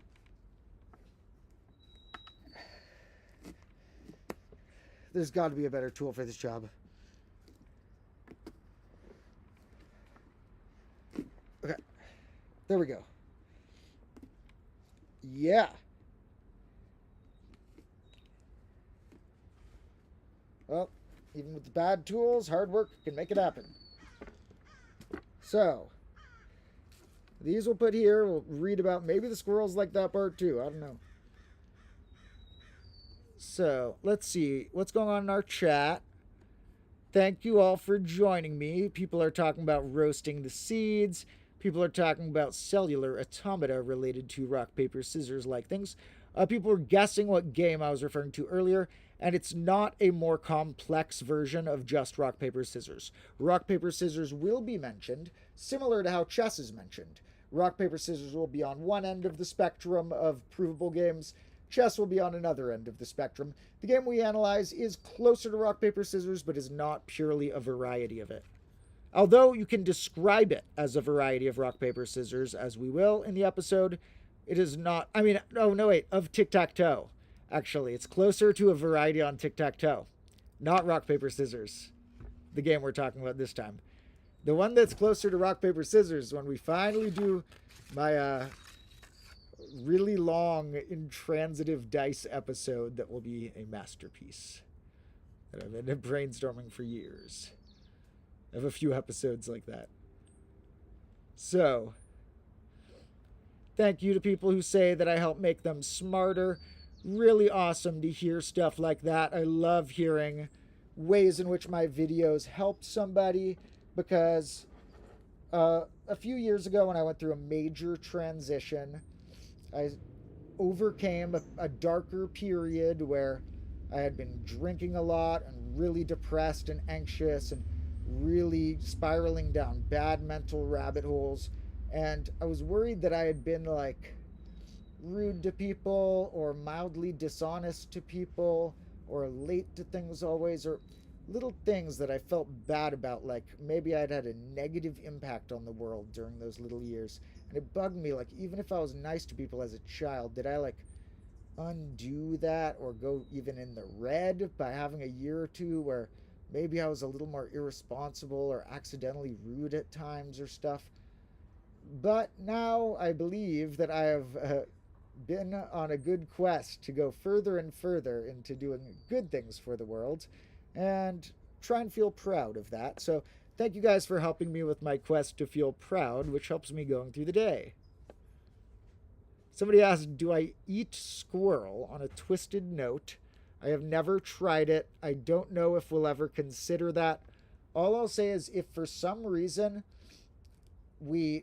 God forbid this would be tragic, really, really hope this never happened, but if for some reason somebody here accidentally killed a squirrel, like someone on my set accidentally knocked a clock on a squirrel that killed it, I would maybe try and eat it just to feel like we had used something out of it and not like betrayed nature by just removing something from nature without using something from it.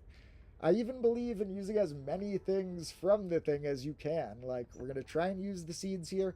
I think more often we should see what you can make out of animal bones, because people eat a lot of meat. What could we be doing with all those bones? Apart from, making gelatin and stuff or whatever, could we be making tools? I mean, maybe it's not strong enough to be a good tool, but I don't know. Seems like, some Native American tribes would try and do that, make tools out of things and eat every part of it or use every part of it some way or another. And that seems to be respecting nature more, especially if you hunted the thing, which I don't know if I would ever hunt something. If I did, it would only be for food, certainly never be for sport, because I'd probably cry while I was doing it.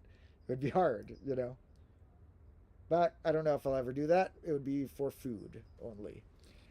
Now, luckily, we don't need to do that now because we have food. We are, doing well enough that we should appreciate the fact that we are looking at technology and having enough time and probably not starving. I mean, I know I'm not. Probably none of you are either. So let's appreciate that.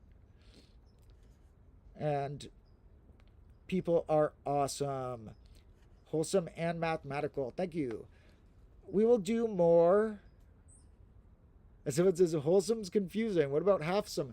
That should be a phrase. Halfsome could be someone who's like, I don't know if that would be used as a diss or as a mild compliment, but like one of those. In any case, thank you all. That's really nice of all of you. And as for the wholesomeness and my philosophical-ish thoughts, we will do more almost philosophy-based episodes at some point. But, first we'll make sure everyone trusts me before we get too subjective. Now, it's going to get cooler and cooler. I'm trying to get this clog out, but I don't want my finger stuck or anything. But, okay, the clog will stay for now. I'll get it later. Anyway, lots of fun things are coming because the later grades, we will get even wilder. We will hopefully have an even bigger budget. And we'll be getting to more and more of mixes of new ideas we discover, of combinations of things, and a lot of the old ideas that I already have more than a lifetime of episode brainstorms. So I'm, picking the best ones, however, and making new ones. But among picking the best ones, I often ignore the very best because I'm worried I'll get them wrong. And so sometimes we throw those in, the ones that I have been working on for extra long and have an extra personal almost worry that I will get it wrong, but that can sometimes transfer into hard work. For whatever reason, I've been motivated to do great hard work on putting out the episodes every week just because it's what I want to do anyway. So it'll be really, really cool if we can turn it into my job, because making content like this feels like a right thing for me to be doing in the universe, as well as some writing and music I want to do. But this feels like a big part of what feels right for me and helpful for me. So if we can make it my job, then I can spend, most of my time on this as opposed to only after I get back from some work. That would be pretty incredible. And we're on that path because Combo Class is only about 1.5 years old. So we are already on a great track. And the last episode, let me see how the last episode is doing, because that one was going up so fast. It was so cool. Yeah, this one's already passed 5,000 views in less than a day. And some channels, they're like, that's nothing. But when I had 0 subscribers 1.5 years ago, that's pretty awesome and crazy that, like, I could put out a project that 5,000 people watch in a day. And like a third of them watch the whole thing or something. It depends on the video. And I don't know exactly how many watch the whole thing, but you get these weird stats about your view percent and stuff.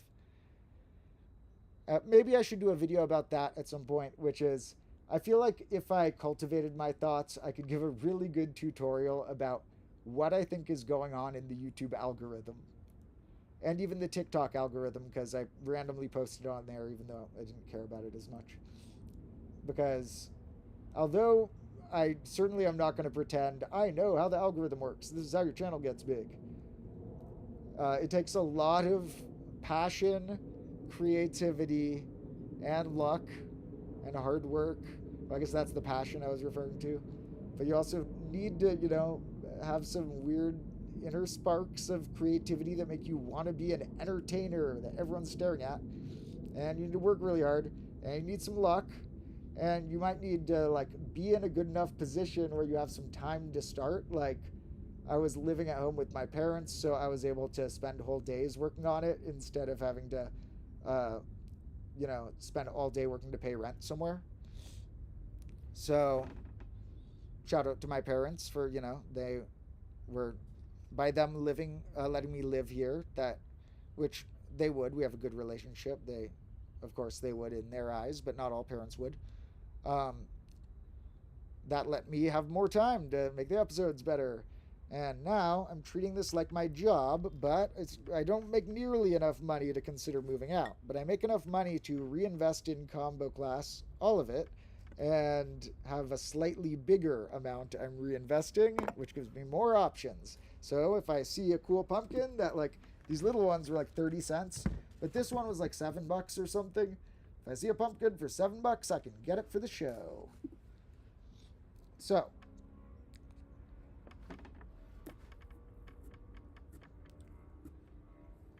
and I like sharing my passions with you guys. So a lot of this stuff I spend money on. If it was like food I spend money on, or like a toy or whatever, it's probably something I can half consider a prop, because I will be using it in the context of probably showing you folks.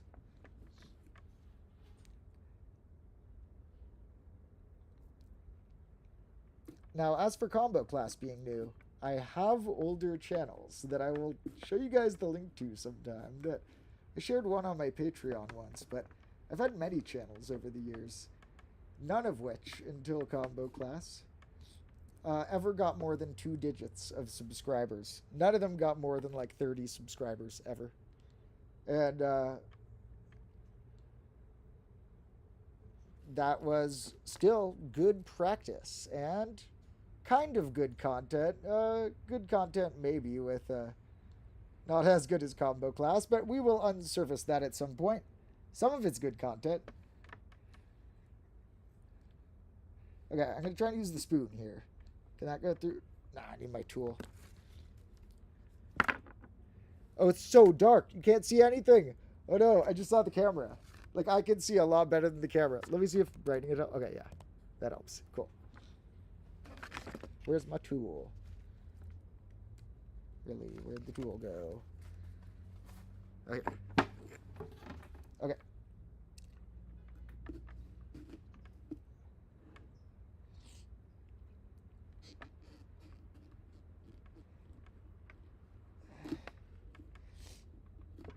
Okay. There we go.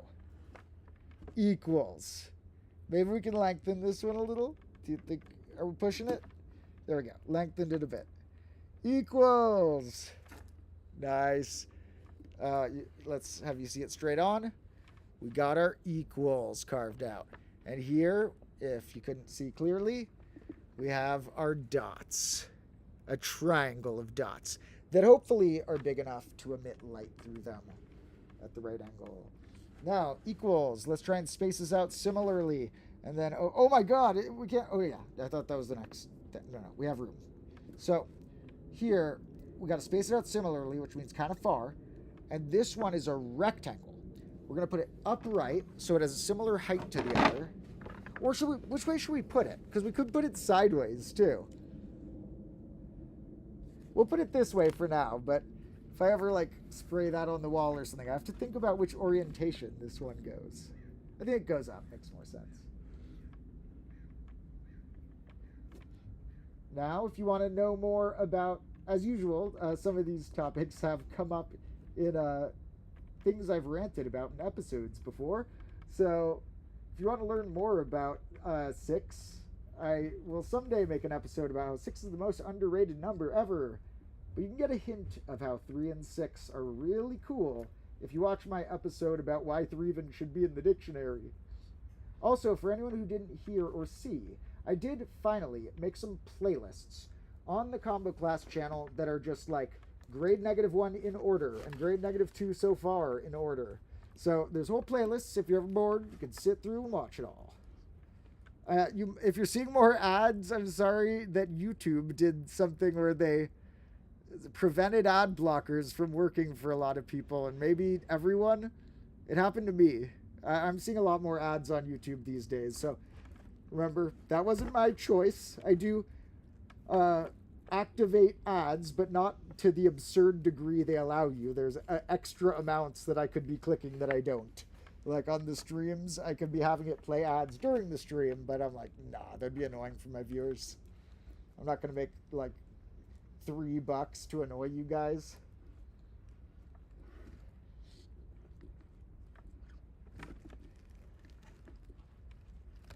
The streams don't really make any money anyway. They just build a good community, add some lore and some extra content, and are somewhat fun and therapeutic for me.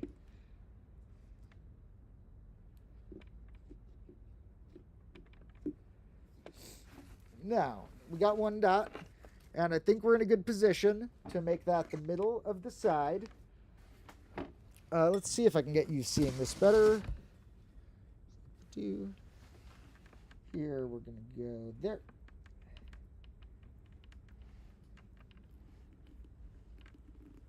Oh my god, this is hard. It's like genuinely hard.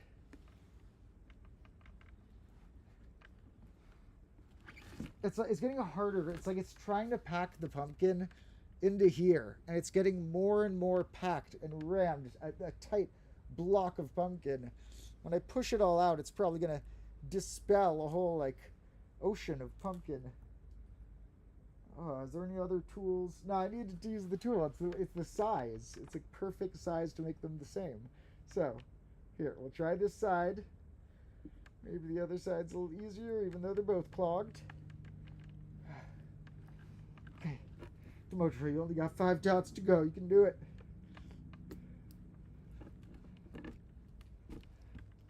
This is shockingly hard. It's getting harder on everyone because it's literally trying to push the pumpkin into here. It's not going to work. I need to, like, loosen it somehow. I feel like we're making some improvement now. I'm, like, sawing away at it. Come on. Please. Okay. Yes. Okay. I need to figure out something else for the last 4 holes. I can't do that 4 more tabs. Okay. Anyway, I'll get back to the chat and stuff in a moment. I just want to finish this. I'm close to getting this stage done. This is one of the main stages.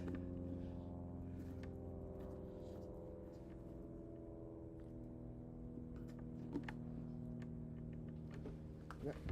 We're going to flip it downward. Sorry you guys can't really see anything. It's going to look really cool when I get the flame in, though.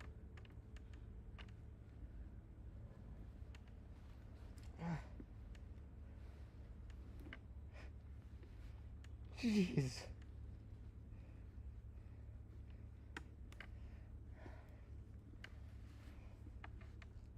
I don't want to break the whole pumpkin. I feel like if I do it wrong, it's gonna, like, the whole side of it is gonna cave in. Okay. Did we make any progress with all that? Oh yeah, I can see progress. Oh my god. Okay. Jeez. 3 to go. This is so intense with this tool. I really could have got a better tool. But at this point, all of the circles look perfectly equal. And I don't want to make the last 3 not. Okay.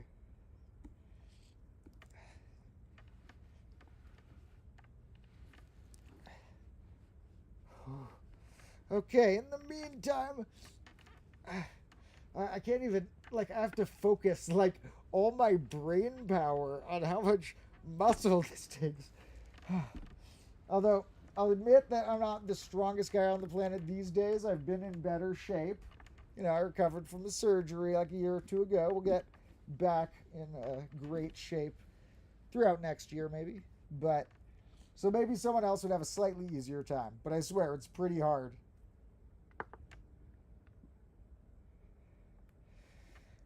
Yeah, pretty hard is an understatement. It's very hard.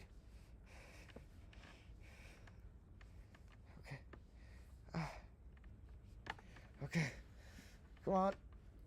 Okay, if anyone's watching this in the future, I don't blame you if you skip this part of the stream, but if you're in the present, hang around. We're almost done. Oh, jeez.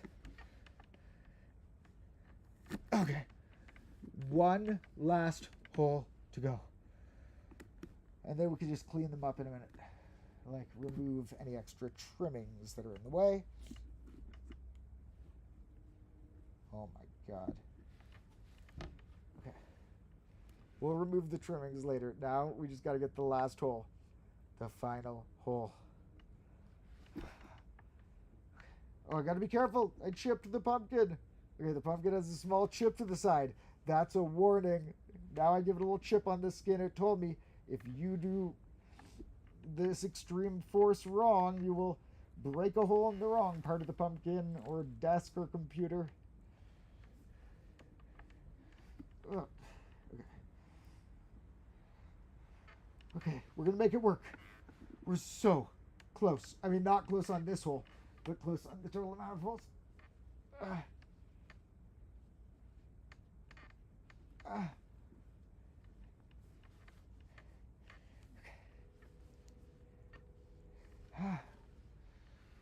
The problem with this is, although it's taking a lot of muscles, I don't think it's that good of exercise. It might be doing a little bit for my biceps, but it's mostly just like a lot of stuff on like some muscle around my wrists and certain parts of the arm. Okay. Okay. We did it. Time to remove the little extra gunk bits. We'll clear some space around each of these holes. This is a thick pumpkin. Oh, whoa. I don't want to remove too much of this. Do they do this on purpose? That you can like peel off layers of the inside so easy and then maybe more of the light glows through? I don't know. You'd have to peel off a bunch. Okay. Let's try and peel off some remainders. We did it. Okay.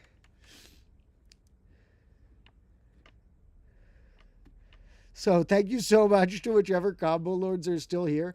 I don't know exactly, like the viewer count's really confusing in streams. It shows different things on like often the two different things I have showing. Like I have one that shows what you're showing and one that shows a different thing. And I can't figure out what it really means, but with the viewer count, I don't know if some of those are watching in the past, like if they're skipped back, not watching now in the past, but watching an earlier part of the stream right now, or if it's just counting the people who are watching this moment. I don't know how the count goes. In any case, the people who are here, there's, I'm sure, at least one of you. You are so awesome for sticking around with the pumpkin workout, we'll call it. But I don't blame anyone who did leave for 5 minutes. Okay. So, time to make sure every little bit here is... And, okay, nobody say that this is some weird sexual thing or anything. This is the best way to do it. This is the easiest, cleanest way to do this. So, it's not some weird innuendo or anything. This is genuinely the easiest way to do this. Okay. So, got most of the gunk out.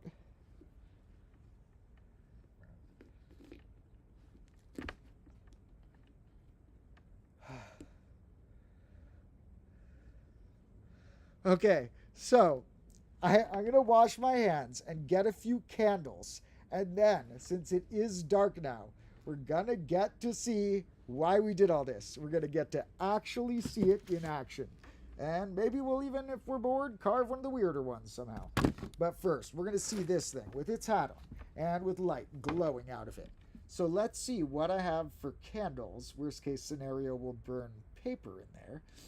But let me see what I got. I need to wash my hands anyway. I will be back shortly, and we'll see a cool glowing thing.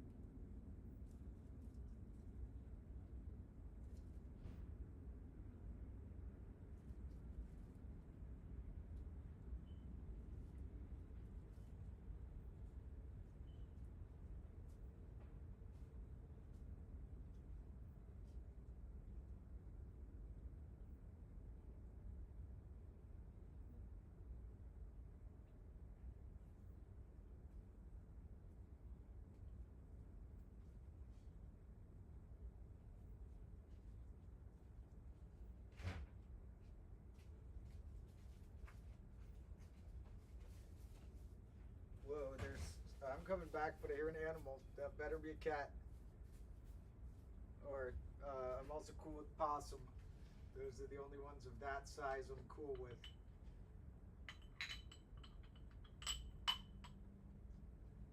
Alright, sorry it took a moment to find some candles, but I did find a few. We'll see if these are enough to illuminate it. And if not, we're going to just throw a little piece of cardboard or something in. I'll grab a little piece of cardboard. And some paper. We got some paper here. Oh, I don't even know if you can hear me clearly. Okay. Paper. Oh, this paper is funny. This was me drawing to show Carlo what I wanted to have one of the scenes look like. I was like, this is going to be easier to draw than to try and explain. This one we might use for the thumbnail. I might take a snapshot out of it because it's easiest when we have a really cool moment I can just use for the thumbnail with some text on it. And the bars will be what gets deleted when it gets thinner from a certain thing you take with a photo or stuff. But here will be the scene, and I'm like, that's what I look like, and we want that. And that's the thumbnail of the episode. That's like, we switch the sides, so that's where it says the text, and that's, we lit that on fire. So, some moments that look extra surreal and well-planned do take a good amount of well-planning. Other moments, as you know, are chaos. So, we have a few candles to begin with, and we're going to light these inside our jack-o'-lantern. First, let's clear some space so we can actually see a good view of it. There's a lot of junk here.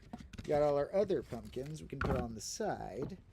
And we got a lot of other junk, such as all the tools I tried in my carving experiments.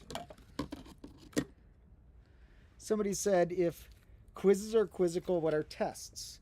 That's a good one. You almost got me to say testicles, which I don't mind saying because that's not an offensive word, but it's a funny gag.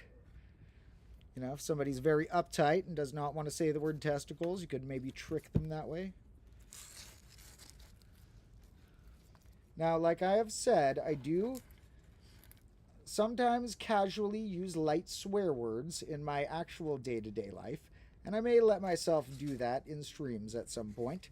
Probably not in most combo class episodes in case some, you know, somewhat uptight family wants to watch it for family movie night, or some school with certain laws or policies wants to show it.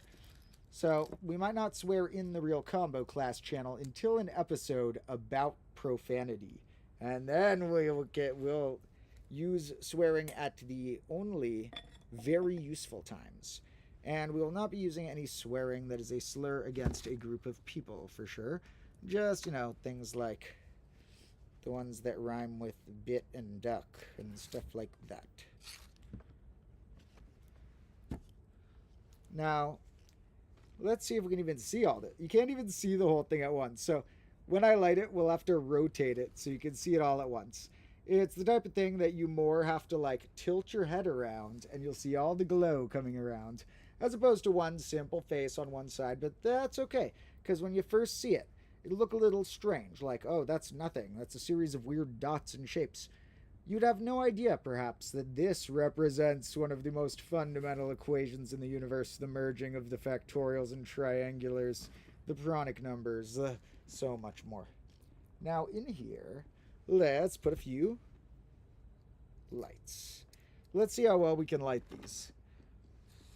Now, if we need, I can get a tiny bit of lighter fluid. There's some over there, but hopefully we won't need to use lighter fluid yet. We'll save that for a different special occasion, but we'll see. Now, where did the lighter itself go? There's a lighter I put somewhere here. Here.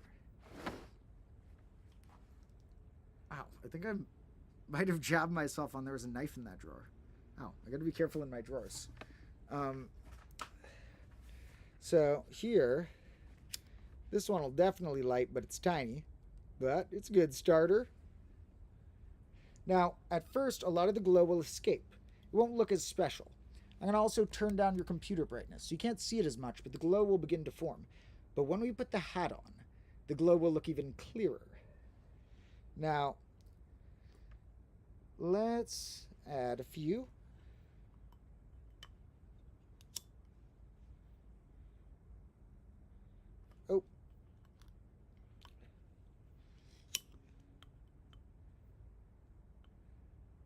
These are hard to light because they're already mostly burnt. This one, like, they have wax left, but they've already had quite a journey on some other evening. Huh. Okay, we'll try them one at a time. In worst case scenario, we'll toss in some of that paper. There's another. 2 working ones so far. And where's Risco? There was more. There was another one. Where'd the other one go? Oh, here. I put a persimmon on it. Oh, leaves. Okay. Got 3 so far. And let's try for the 4th. It was acting finicky.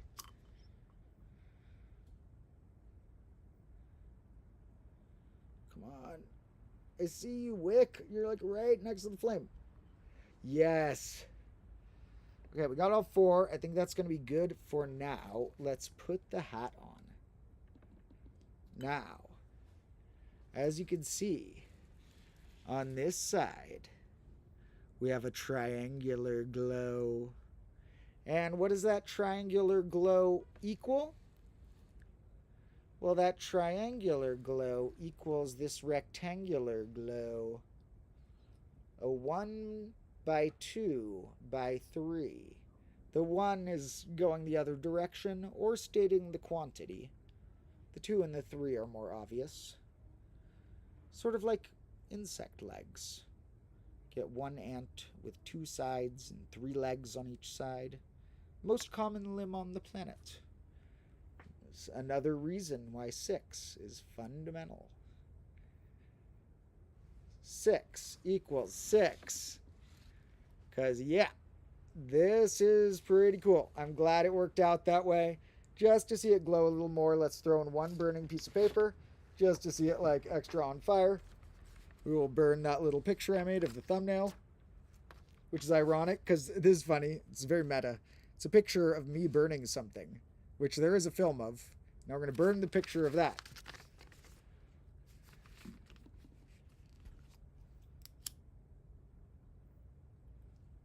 Now, I don't even know if it's going to work that well, because fire likes oxygen. So I'm waiting a second before I lid it, because it's not going to have as much oxygen. Let's see. We'll just leave the lid slightly ajar. Give it a little oxygen.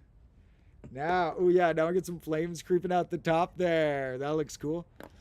Some flames all around. We got our dots, our triangle, and our triangle equals our rectangle. That's pretty neat. So, we're going to do some fun things with this. We're going to, in another stream or in footage for an episode, put one of our larger fires inside this thing. Sometime at night, probably, so that we can see the flames lick out of the equal sign and out of the dots and such. So, it worked well. I'm glad that this worked.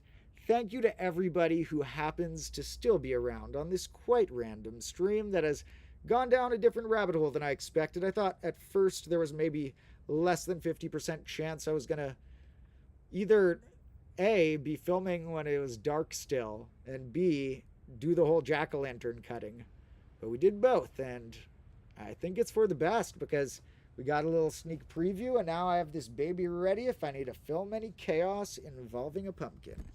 Might even try and get a bunch of wax somehow to fill it with wax and make it a candle.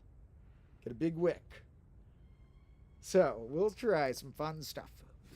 If you want to see me playing with crazy jack-o'-lanterns in the past, there is footage of that in last Halloween special episode, which was about berries. That is on the Combo Class channel. It's about berries because pumpkins are berries, botanically. It's one of the types of berry, a botanical berry.